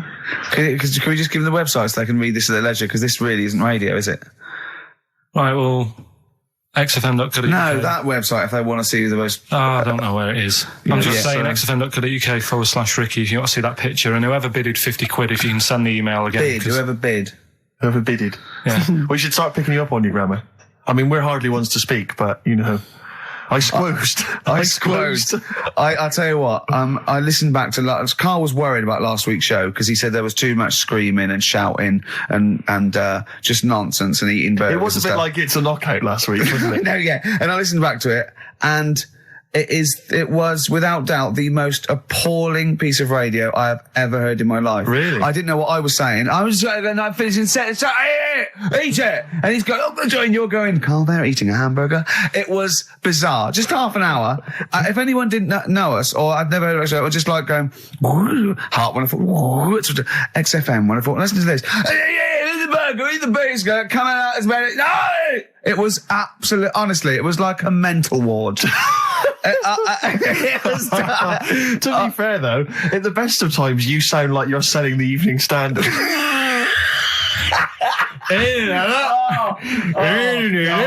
Oh God! Oh, we should have the worst bits available, shouldn't we? Just the worst bits of broadcasting ever. So where I didn't finish a sentence or I was just shouting or a record. I mean, there was swear word slips out, and just put them all on a CD. Like like Panky put out the best of his phone calls. Exactly. Yeah. Yeah, I haven't got that. The worst radio show in the world ever. Yeah, no, that's what I call bollocks. Yeah. All right, calm down. That's Shit. just cheapened it. Oh, now once Sorry, play again. record. Oh, tits. Good to see those boys still rocking. That's AC/DC. Shook me all night long. On XFM 104.9, I'm Ricky Gervais, with me, Steve Merchant and Karl Pilkington. Have we got the results of the quiz, Karl? Or? Yeah, I'll just play it one more time. It was Songs of Phrase. Is this the last time we're doing this? I thought so. I thought it worked better this week because it was actually doable. Yeah. I think that makes a difference, Carl. We haven't done Carl's an idiot yet. Carl, you're an idiot, have we? Oh, well, that's a reason to keep it. Maybe we can end with that one when you come back. Right, well, the 5 songs that made up this little thing here was Mystery's Beautiful Blues, Eels, Innocent Man, Billy Joel, You're My Favourite Waste of Time, Owen Paul, Brilliant. Bohemian Rhapsody, Queen, Girls on Film, Duran Duran. It sounded like this.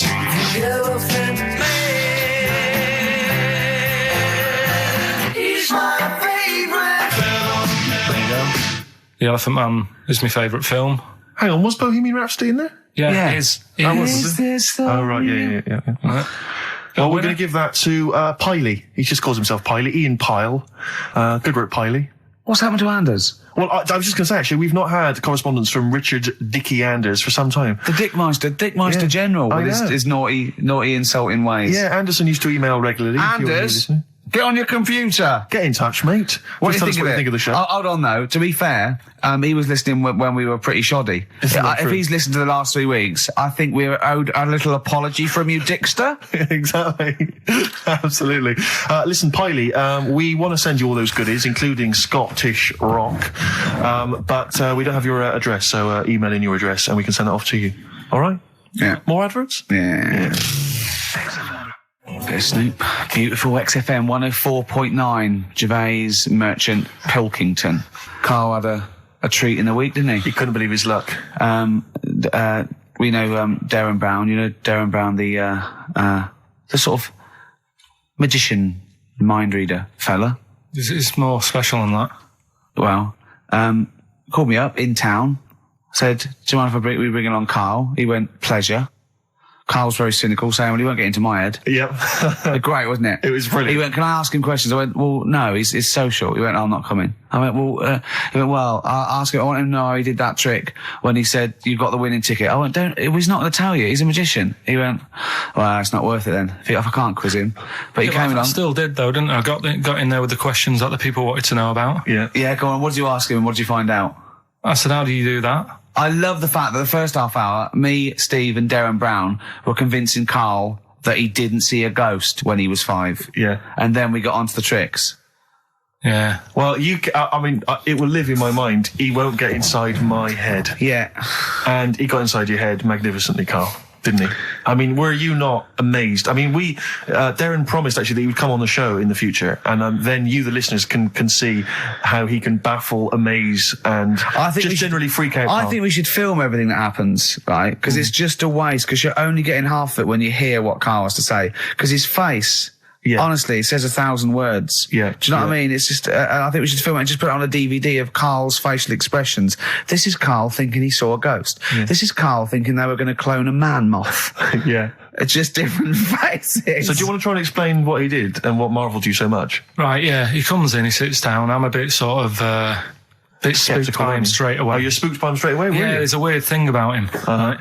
So anyway, he sat there, and I'm watching him. It's because he was naked. Checking, seeing what he's, looking at and stuff. Yeah. So anyway, he gets his paper out, and I think, right, he's going to do a bit of trickery and that. And he says to me, right, write down a number and a name, right? It was between a two-digit number, and a name of anyone you know. Yeah, right. Now the thing is, I thought of the name because I was telling Steve earlier about the kid at school who I fell out with, right? Yeah. Over that girl who was called Aris, yeah. Right? So that name was like in my mind, ready to go, because I didn't want to use anybody's name who I knew, sort of. Now, because maybe you've mentioned it in the past. Sure. Do you know what I mean? I couldn't say Suzanne. I knew Colin Makin anyway. Yeah. Yeah, well, do you know what I mean? So I picked a name, yeah. Well, I thought you might have been thinking about Auntie Nora.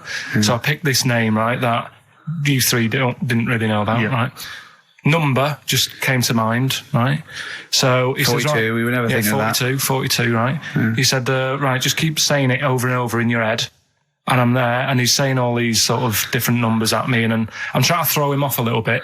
Every time he said a number that was nothing like 42, I was sort of smiling, looking a bit nervous. Yeah. Don't know if you caught that, right? I just, all I could see was you looking sort of blank. Oh, right. Yeah, So I was doing stony that. faced. He picked the wrong person when he said let your mind go blank. You'd realise he picked on the wrong person then. Yeah. Right. So you had to squeeze his head to get it going again. I said, Darren, if in doubt, he'll be thinking of monkeys. And Darren looked at Carl and he said, were you thinking of monkeys? He said, I tried not to and I thought of them more. Right, that's true as well. Yeah. Right. So I'm there thinking of these numbers and that, and then he said, right, let's just talk about other stuff for a bit, right? So I was like, well, I'm not going to say anything. Yeah. Right, because I don't want you to catch me out. But then when we were talking, I was trying to like knock him off track. Clever. Do you know what I mean? Do you know what I mean? I played a bit of hardball with him. Yeah. I was like saying, because we were talking about aliens and that as well, weren't we? And I was saying, well, they might come and land again in 2060. Clever. You know what I mean? Dropping Yeah. in different numbers and Sure. that. And so doing all that, playing him at his own game. And I think Yeah. I had him for a bit. On the ropes, yeah. So anyway, comes down to the time when he's telling me the name and the number. Yeah. And well, he explained what he actually did. I mean, that was He just went. He said, "Just think of a number at the end of it," and he said, "Oh, is it an I?" And you went, "It wasn't an I, but there is no okay." And anyway, he got you got the name. Harris. Then he went. I said, "Do you an extrovert?" And he wrote down these numbers. Well, he wrote down some numbers and he said that if you're an extrovert, these are the numbers you tend to choose. If you're an introvert, these are the numbers you tend to choose. And he wrote them down and he said, I don't think you're really an introvert. I don't think you're this. I don't think you're that. And I think he came up with the number 32, didn't he? He said to you, you're thinking of number 32. You said to him, no way. You couldn't believe your luck, could you, when you'd caught him out? But he said it's either 42 or 32, didn't he? Yeah. Well, Yeah. no, but it was beside the point because then he said, rather brilliantly, hang on a minute, if you just add up these numbers here, that adds up to 42. It was a If you magic add up square. those numbers, that's 42. That's 42 across diagonally there. That box is 42. All the numbers that added up on the page, whether you go across, sideways, down, across, whatever, always added up to 42. Yeah. Yeah. Right? Which And he's got the name Harris. which Got the name freaks Harris, you right? out. It freaked me out. I kept saying to him, how do you do it? How do you do it? And he wasn't telling me. I was talking to people at work about him, and one lad said, apparently the trick that he uses is the same thing that Hitler did. Play record. No, seriously. Apparently it's the same thing because he was saying... What? Play record. No, just let me finish because I've even ran it by other people to check if I'm right on Okay, this. so let's true play record and come back Because to the this. people in the XFM office, they're pretty wise. They're up on that stuff. No, he used it in a different way. Play record. No, hang on a minute. Let me hear it. All it is power of suggestion, apparently. And when Hitler used to do his big speeches to people. Yeah. So what should we play? Come on, finish your point. Well, that's about it. Who I'm told just you that? saying. Ian Canfield. A few different people. Oh, right. The big thinkers out No, there. like in the one- XFM office. The brain boxes. But anyway, right? It's Because Magnus Magnuson works Sonic so now, doesn't he? right. Listen. Or was it Paxman? Was it James Now, Paxman? that blew me away, right? That the fact that he got the name, he got the number. Spooky bit, right? I'm walking home. I called you up a couple of times and I left a message on your phone. Yeah. Because it was just amazing. Not only was he good at magic, but his maths was brilliant. No, well, that thing adding up to 42 was like, how did he do that? I mean, we didn't even make a big deal out of He said that. that to me. He said, "Oh, Carol Vorderman's got is the maths." Yeah. Do you know what I mean? Imagine him on Countdown. Yeah. He'd even know what they were going to write down. Do you know what I mean? So a bit of a wasted talent. I should see him again about that. I think he's... He asked him, I said, "Why are you doing it on mucking around on telly?" Then he went, "Sorry?" He went, "Why are you mucking around on telly?" Yeah. And he said you could make some serious money. I think Steve went, "Well, he does all right." He went, "Nah, but if he did that the ticket thing all day." Yeah. But didn't you say to him you should be working for the police force? I said, yeah, he should be in a police station. He could help people out. Yeah. Do you know what I mean? It's not a daft idea, is it? Not really. Right, so anyway, right, so I get home, still, I'm calling different people up walking home, I couldn't believe it. Yeah. Right, I called Suzanne up telling her about it, and she's like, slow down. She said, you're like a little kid who's just been on a fairground ride or something. Yeah. Slow down. Right, so I'm telling her, call my mum and dad up. My dad wasn't that impressed. No, of course She's not. like, well, it's all been done before. But anyway, right, so... But then he wasn't impressed with Little Donkey, was well, he? No, he's not impressed by much, is he? right, so I get in, He probably had to nip out down to the phone box. Right. And do some thieving. Yeah. We've forgotten bread. Love, I'll just go down the phone box. Yeah.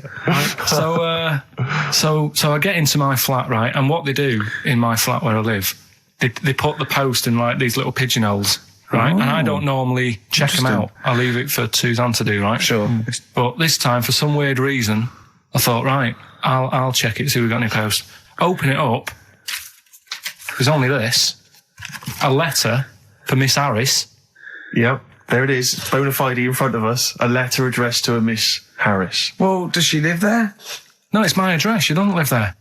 Did she ever? Don't know. It doesn't matter. It's weird, isn't it? But We've never had. Normally, I think there was a guy who lived there called Yaki Shoki. Mr. 42. It was definitely wasn't an Harris, right? This is the first time we've had a letter for this woman. Yes. Right. But what are you claiming? Because Well, Darren Brown himself admits that it is not paranormal, it is not supernatural, it is a trick. It's a trick. Is it? But he would say that, wouldn't he? Hitler said that. Play a record. Well, can we open this? No! It's illegal! No, but I'm thinking if What it's if a we opened it birthday off card air? for someone's like 42nd birthday. Right. You can't open that letter. Go and put it back, or you cannot open that letter. Why not? You can't open someone else's mail because you think Darren Brown's supernatural. What if we steamed it open, then resealed it? No one would know. It's only a letter. You can't. You can, but I don't want any part of it. Carl, I if think you should open it. No, you open I'm it. not opening it. It's against the law. You should open it, Right, though. we won't open it then. They won't send you to prison. Wait, forget it. You'll get off. Cure? Yeah. Bit of cure? There's no it's cure, no. version. I'm looking. Well, I'm tempted to open it. Well, do you want to, Steve? There you go. No, I'm not going to open it, but I think you should, definitely. 6 Different Ways by The Cure from the album The Head on the Door. We've enjoyed that. The head on the door, Carl. Ooh, bit of a coincidence. Spooky, isn't it? It was only 4 weeks ago you were talking about a head and a door. Exactly. Has the door got a number on it? 42. Oh, dear. So we're not opening it. No. Well, I can't open it because as the producer, right? Oh, yeah, because your standing in society is such that they'd make a real example of you. Yeah. A producer of a tin pot radio show once a week. Yeah, he should know better. He can press buttons and talk at the same time. Sending down. But they wouldn't try you in an adult court. You would Carl. get They away. wouldn't be You allowed. would get away with it. Just they hear you speaking for a little while, and the judge would end up squeezing your head and letting you off. It'd be like those people who train monkeys to break in. Do you remember down in South London? We talked about it in the past, and they were going around robbing stuff, and they trained them to do it. Yeah, think so they I did think some time I don't think those monkeys would have got in trouble. It would have been the keepers. So, I think XFM would probably take the rap. Will you open it? No, I can't be seen to open it. No, he's I'm a an writer award-winner. director. Exactly. So am I. I can't be seen to open I'll it. give it here then. Right, I'm having no part of this. That's against the law. But Right, I'm having no part of it. open it. Come on, you've started now. Right. The thing is, right, if it's important, we can say maybe she's listening. But do you need to stress? What it could be anything. What are you going to say? We're going to say, oh, and if you are listening, Mrs. Harris, you have got gonorrhea. Call the clinic. Do you know what I mean? It could be anything. Oh dear. Oh well. I think my talk did well. Well, what is it? Is the number 42 on there? What is it? Can you say? Be careful. What? Let me see what it is. What is it? Dear Sir, Madam, your periodical dental inspection is now due. Would you kindly contact the surgery to make an appointment? Harris, Mrs. Harris, if you're listening, your periodical dental inspection is now due. You might want to contact the but the dental surgeon that you normally go to. she could have a faulty tooth. 42. 42. 42. I don't believe it. 42. 42. Oh my God. God, that Darren's good. isn't he? Darren Brown's good, isn't it? Oh dear. That's some blur then. Carl, is that really 7.5 years old? Blur. The Universal. Alright? On Wise XFM. words there. Yeah. Just made me think. Sure.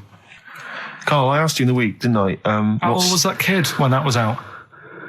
She wasn't born. So she was about 30.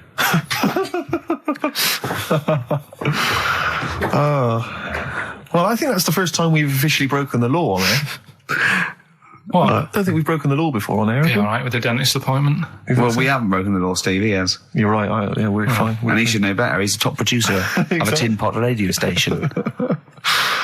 Carl, Ricky and I were doing some writing in the week, and we needed get a little book of zodiac types. What's your thought on Just to make sure it was good luck, to be writing. Yeah. Yeah. What do you make of all that stuff? Horoscopes? Do you have any thoughts on that? Now and again I'll read it, but Sure. I'll believe it if it's good. Yeah. If it's not, just go on. What star sign are you? That's perfect, though. That's their raison d'etre. That is, those people who do zodiacs exist on that piece of philosophy. Yeah. I'll believe it if it's good. Exactly. And that's why when you have breakdowns, people don't go, you're a nasty little piece of work, you're a pug ugly little twat, and you'll never amount to anything. It's things like, you're probably too generous for your own good. Yeah. You like to keep people at a distance, but you like to love. You're a warm person. It's always stuff like that, isn't it? People go, I suppose I am too good. Yeah. That is me all over. Yeah. Do you know what I mean? You're a creative person. Yeah. Who thinks they're not a creative person? Exactly. You've got a wonderful sense of humour. Exactly. Yeah. What star sign are you? Mine changes. I'm on the edge. Oh, Right. God. Okay. He even makes that complicated. Of course. He even makes twaddle complicated. No, I'm just. It changes depending what paper you read. Yeah. All right. In theory, what would 23rd of September. So I think most of the time I'm a Virgo. I think. Well, I'll tell you. Write that down, listeners. 23rd of September, and come round and give him the bumps. What I mean. Well, according to this, I mean, you've been criticising this, Rick. Sure. You've been saying that there's maybe not anything in the zodiac thing. Well, hang on, let me just read some of the elements. Is this going to change my mind? Am I going to eat my words? The typical Virgoan. Words. Okay. The physical appearance of the typical Virgoan. Yeah. High forehead. That's not true. Cranium may seem too big in comparison with the face. Look at Carl. But how specific is that? Has an extremely large forehead. Has a high hairline. That's not true, though, is it? May be quite tall. What are the blokes like? Often has one foot turned in more than the other. They've just described Rain Man. What is that? How can they be specific? Well, that's why it sounds like Carl. One foot turned in. Yeah. Oh. Well, have they even bothered doing one for you? Because there isn't many people. Hang on a minute.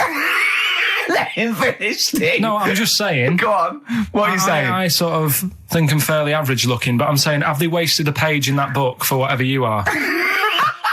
It started off me being dissing him and stuff, and you've been nice. Hang on a minute. I don't think you can be a Virgoan because it says that they are normally quick, alert, and intelligent. But no, actually, I have to say, it says here, behaviour and personality traits of the Virgoan as a child, is an excellent mimic. Can learn many things in a short time. Not really true of you, is it? Rarely questions authority, but frequently questions facts. You never question facts. Yeah, you never question authority. He's scared of authority. Yeah. You're usually very upset if teased. That's true. Yeah. Oh, yeah. Hang on a minute, though. Yeah.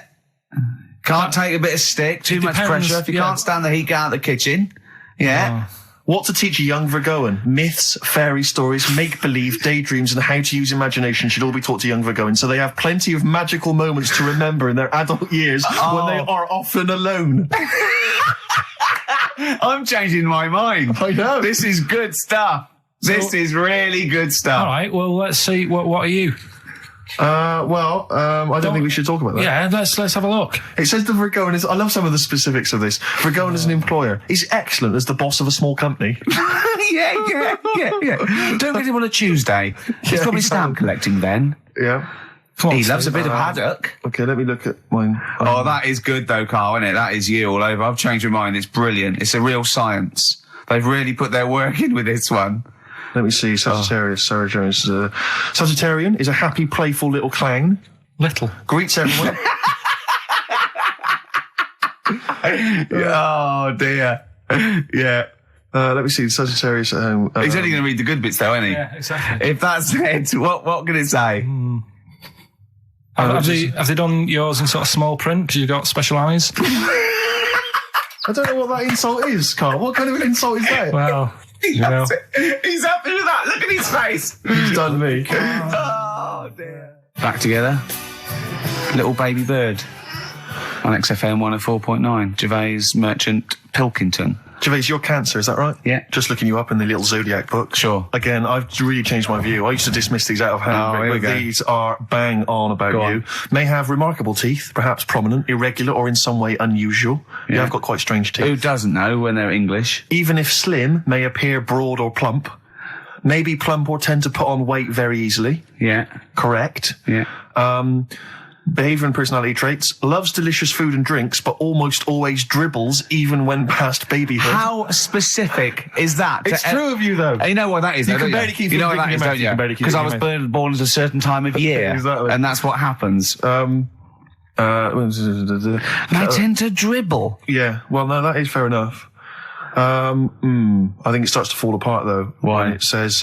Intelligent, handsome. No. It just says, takes work seriously and does not like frivolity. I mean, a man who spends most of his time squeezing people's heads and struggling them to the floor. Yeah, maybe it's not... dear. I did squoze his head. I squoze his head many times. Although it does say that it says about your loves and hates, your likes and dislikes. You apparently like anyone who loves his or her mother. It's so specific. Oh, dear. What Well, there you about go. yours? Let's have some adverts. Please. Boo hoo Who, it won't do. Listen to the Gallagher Boys and stop crying your heart out on XFM 104.9. No need to. It's Monkey News. So there's the time. Time for Monkey News. Can we have the jingle? Oh, chimpanzee, that Monkey News. I love the jingle. Right, well, Can we play that jingle once more? Yeah. let me cue it up. So, chimpanzee, that Monkey News. Oh, it's brilliant. Got a lot to live up to now. I'll be honest with you, often that jingle is more fun than the Monkey News. Wow. So you got to excel yourself this week. Well, it's there's been a lot going on. In the monkey world. Yeah, I was looking at the Guinness Book of Records that we bought last week. What you bought? What that I bought. Yeah. Is it still wet? As I was cleaning the tea off it, I was having a little read through, and there was some monkey stuff in there. There was this isn't the actual story. I'm just telling you what it's like looking up Monkey News all week. It's like behind the scenes. It's like the making of Monkey News, which is actually available on DVD. Exactly. It's 12 minutes unseen footage, just the making of Monkey News, which is my favourite bit in a way. If you enjoy Monkey News, see how it happens. See, from conception to It's all put together. yeah. Go on. Yeah. What's a typical Monkey News day? Well, there was some stuff about a monkey in the Guinness Book of Records. I think it had the record for asking for a cup of coffee in 23 different ways. I don't know what to say. Oh. That's good. Just to show the Monkey News is getting bigger and people are covering it. Donald McIntyre, he was on BBC. Yeah. On Monday. He That was on doing Channel 5, wasn't he? No, he hasn't moved over yet. This is something that he did for the BBC. Right. So that was pretty good. That was about, well, it wasn't good. It was pretty sad, really. What? He was doing these things, like last week we were doing Cheap as Chimps, Yeah. and someone emailed in saying, Donald McIntyre's doing Cheap as Chimps. Really? And it was about... I bet he wasn't. I bet Donald McIntyre did not do a programme called Cheap as use that Chimps. title. No. But you could tell where they'd got the format from. Sure. You know what I mean? Sure. And it sure. was about gorillas and how much you can get one for. But the problem was, because they're that pricey, they were sort of... I mean, I don't even want... It is depressing. If it's cruel, then don't... Yeah, forget it. Yeah, it was a bit... Okay. I mean, can I just say, in the making of Monkey News and Cheap as Chimps, not, and you'll know it's harmed. There's no monkeys. No. Go on. All right. Well, anyway, today's story was emailed in. So you didn't even do anything towards it? So when you say I've been working on Monkey News, what, you printed that out? So is the making of Monkey News you checking your email? Well, Brilliant. no, I'm always looking at different options at, how much is going on. This is what makes me laugh when he says he's really busy. Yeah. I'm doing other stuff and that. I'm doing other stuff. People are sending in Monkey News. Yeah. Yeah. You get an email. Is it check from it out. Reuters? Well, listen, it's from Steve. Okay. Right? Now, what it is this monkey, right? Yeah. Don't know where it was. Mm-hmm. But there's a bit before the monkey anyway, right? Jeez. It's this, now listen. Shoot me. Right? It's a bank. There's this bank, right? Busy bank. Normal day, everything's going normal, right? Busy bank, people going in, doing what they do, seeing about mortgages and stuff. Yeah. Everything's normal, everyone's happy, right? Yeah. So anyway, it's quite busy one day. Fella comes in with a gun and a balaclava on.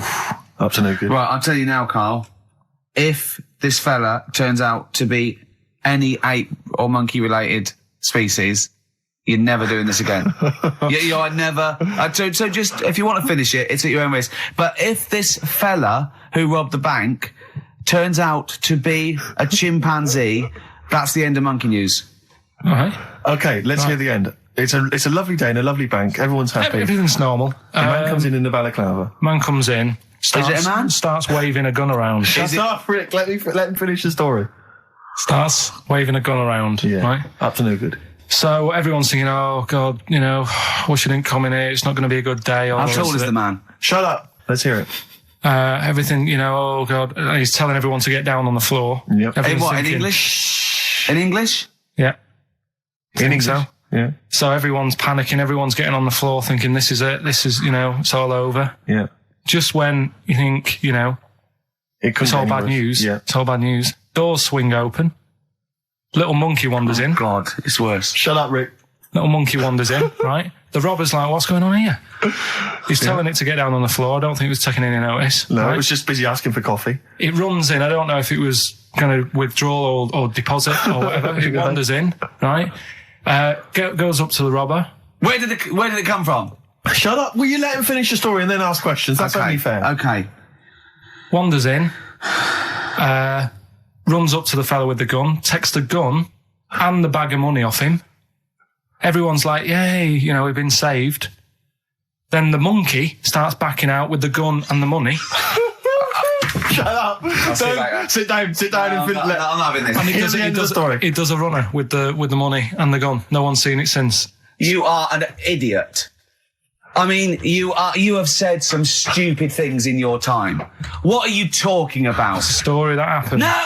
What are you talking about? What do you mean it backed out? It came in, was it an accomplice? Was it an opportunist monkey robbery? What are you talking? Think, Carl! Think! I know it's mad. That's the idea of Monkey News. We're telling people how monkeys are pretty, they're mental.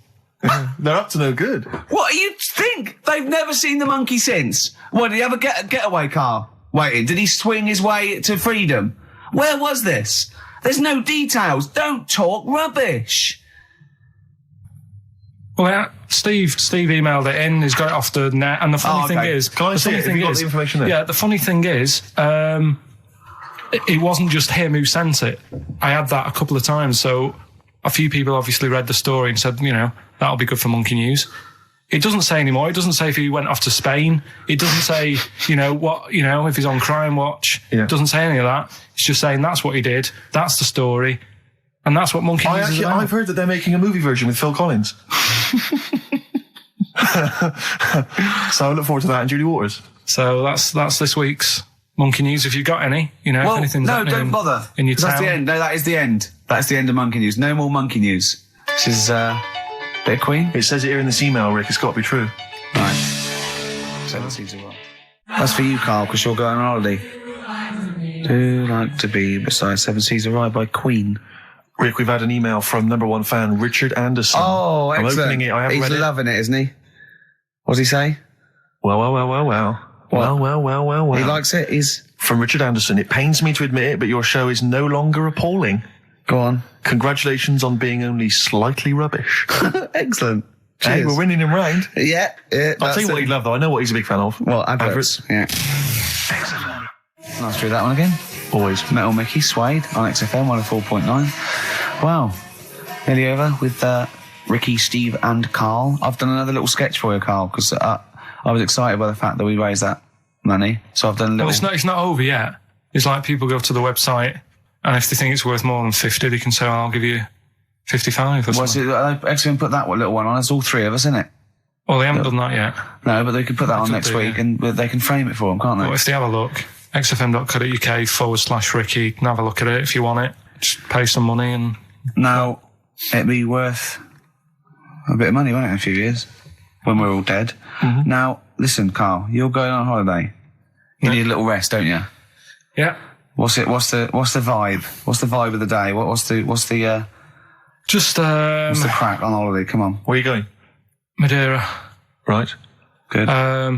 It's for Suzanne's dad, right? My girlfriend's dad. He's 60, so... Yeah, that's the average age in Madeira. Is it? It's quite, yeah.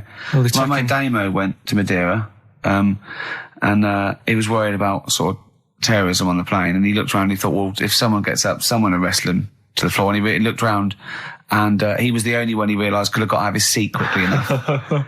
So you'll enjoy it. It's quite quiet. It's nice. It'll be all right. I mean, it's the first time a mum and dad have been away, so... Whatever? Abroad, yeah. So right. they're worrying about... They just don't understand the rules and stuff, so they're panicking a bit. And then in the week he called up... they're going to take livestock? Yeah. Well, it's getting like that. It was like... Are they filling loads of Durags with heroin as we speak? Exactly. No, but...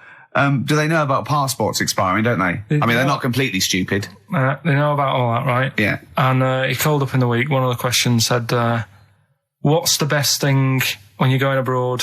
What's the best thing to use to carry tea bags? So it was like, what are you worrying about that for? They'll sell tea bags out there. And he's like, well, we want to take our own. It's like they'll sell tea bags. Yeah. And he's worrying about that. He's saying, can I put it in a glass jar? So put it in a glass jar then. He said, oh, I'll bubble wrap it. So he's bubble wrapping a tea thing. It's just, I mean, it is annoying me a bit because it's meant to be a week off from you annoying me, and already he's niggling me. But you are easily wound up. You are a very finicky little fussy person. You don't like the slightest bit of pressure. See, I thrive on pressure. I'm working here, working there. That's the way I work as well. That's always doing stuff. Monkey news. You know what I mean? Oh yeah, Monkey News. I got an email. I won't read it to on air. It's rubbish, but that's one feature. That's my bit done. That's all I have to do. Well, I'll tell you what. When I'm away next week, do Monkey News and see what you can find out. All right? Oh, there's a challenge. See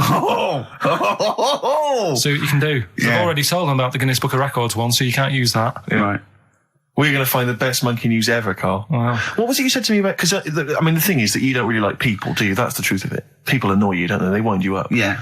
What was it you said to me about friends? You don't. He doesn't like friends. He doesn't like. He doesn't want any more friends. He doesn't want any friends. Is it because one day they'll ask me to help him change a tyre? Yeah. What was it? No, it's always hassle. Well, The tyre he sits and swings on in his back garden. He means. It's just they call up, they ask for stuff, they want favours doing. Yeah, they want a pint, they want to chat to you because they like you. I know they're a pain in the arse. I tell you what, Carl, you're better off without them, mate. Yeah. Although to be fair, Rick, friends like you, Yeah, you're not judging them on me, are you? You're not judging all not possible all friends on are me. like him. Just they do sort of, you know. You know, some friends will never touch you around the head Oh, or I nether want to see you regions. for a week, am I? Oh, You should do get a you decent get a little squeeze in. squeezing? I am going to get a little squeezing. Can I come around there and squeeze you? Squeeze him in now. We should play the last Brilliant. tune. Hurry up while we go to ads, and that's it, really. Is that it? We've got no Yeah. time for records. That's a shame. We'll have a quick squeeze. A quick squeeze. That's like a Benny Hill slap there on the Yeah, front. all right, that's enough of that. Right. Okay. I'm not squeeze it. All right, that's it. Excellent. Will that do you for a week? Yeah. All right. See you next week. See you later. See you, Rick. Have a good holiday. All right. Yeah. Darkness. I believe in a thing called love on XFM 104.9. I'm Ricky Gervais. You're Steve Merchant. Sure. That's little Carl Pilkington over there. Where is he? There he is. There he is, yeah. All right. Yeah. Hey. Back together again. The old gang. Yeah, it started last week. Yeah, I think triumphant return. I think it went well last week, didn't it, Carl? Good show, wasn't it? You loved it, didn't you, Carl? Brilliant, right? Yeah? Yeah. Now, you weren't speaking to Suzanne last week at this time because you said she had a haircut, probably quite an expensive haircut. She's a lady in media. She's got to look good. She probably doesn't go to the barber like you or just shave it at home. She probably spent quite a little bit of money on it. She came home. She thought, well, my sweetheart, my lover, my sweetheart, you know what I mean? The man in my life is gonna love this. Well, he adores everything about me. He's going to love my hair. She walked in. Hello, Carl. All right. You look like Dave Hill from Slade. Is what Hugh said to the poor woman. And then talked about it on air. She was furious about that. So what did you do? Carl? She did listen, yeah. She wasn't happy. And she heard you slagging her hair off? Yeah. Well, what So this is probably annoying her now. Well, no, it doesn't matter. We can do a lot today because she's at work.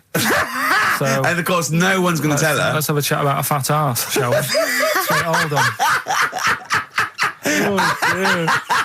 Oh, dear. You are in so much trouble. That's. Look, he's realised he's a little bit worried. Oh, didn't you go and buy her a coat or something? Took her out on Sunday and treated her to a new coat and that. Yeah. But I offered, I said as well, I said I'd pay to have it done again. Oh no, Carl! You have. Oh God! Oh my Christ! So she listened to the show. What did she say? You got home. She'd heard you slagging her hair off. Imagine that. He thinks that's a good thing. So like, we've won the polls. Brilliant. What are we doing? Well, you can have facial surgery now, love. It's sort of like, it's just, Christ. You offered to have it done again. Unbelievable. Yeah. But I got home and she's like all being moody with me, right? yeah. You thought something's wrong, so you must have listened to the show when I was slagging off her hair. Well, his first thought was she's probably looked at herself in the mirror. She agrees with me. Yeah, that barber's been round again. Yeah. And she just said, oh,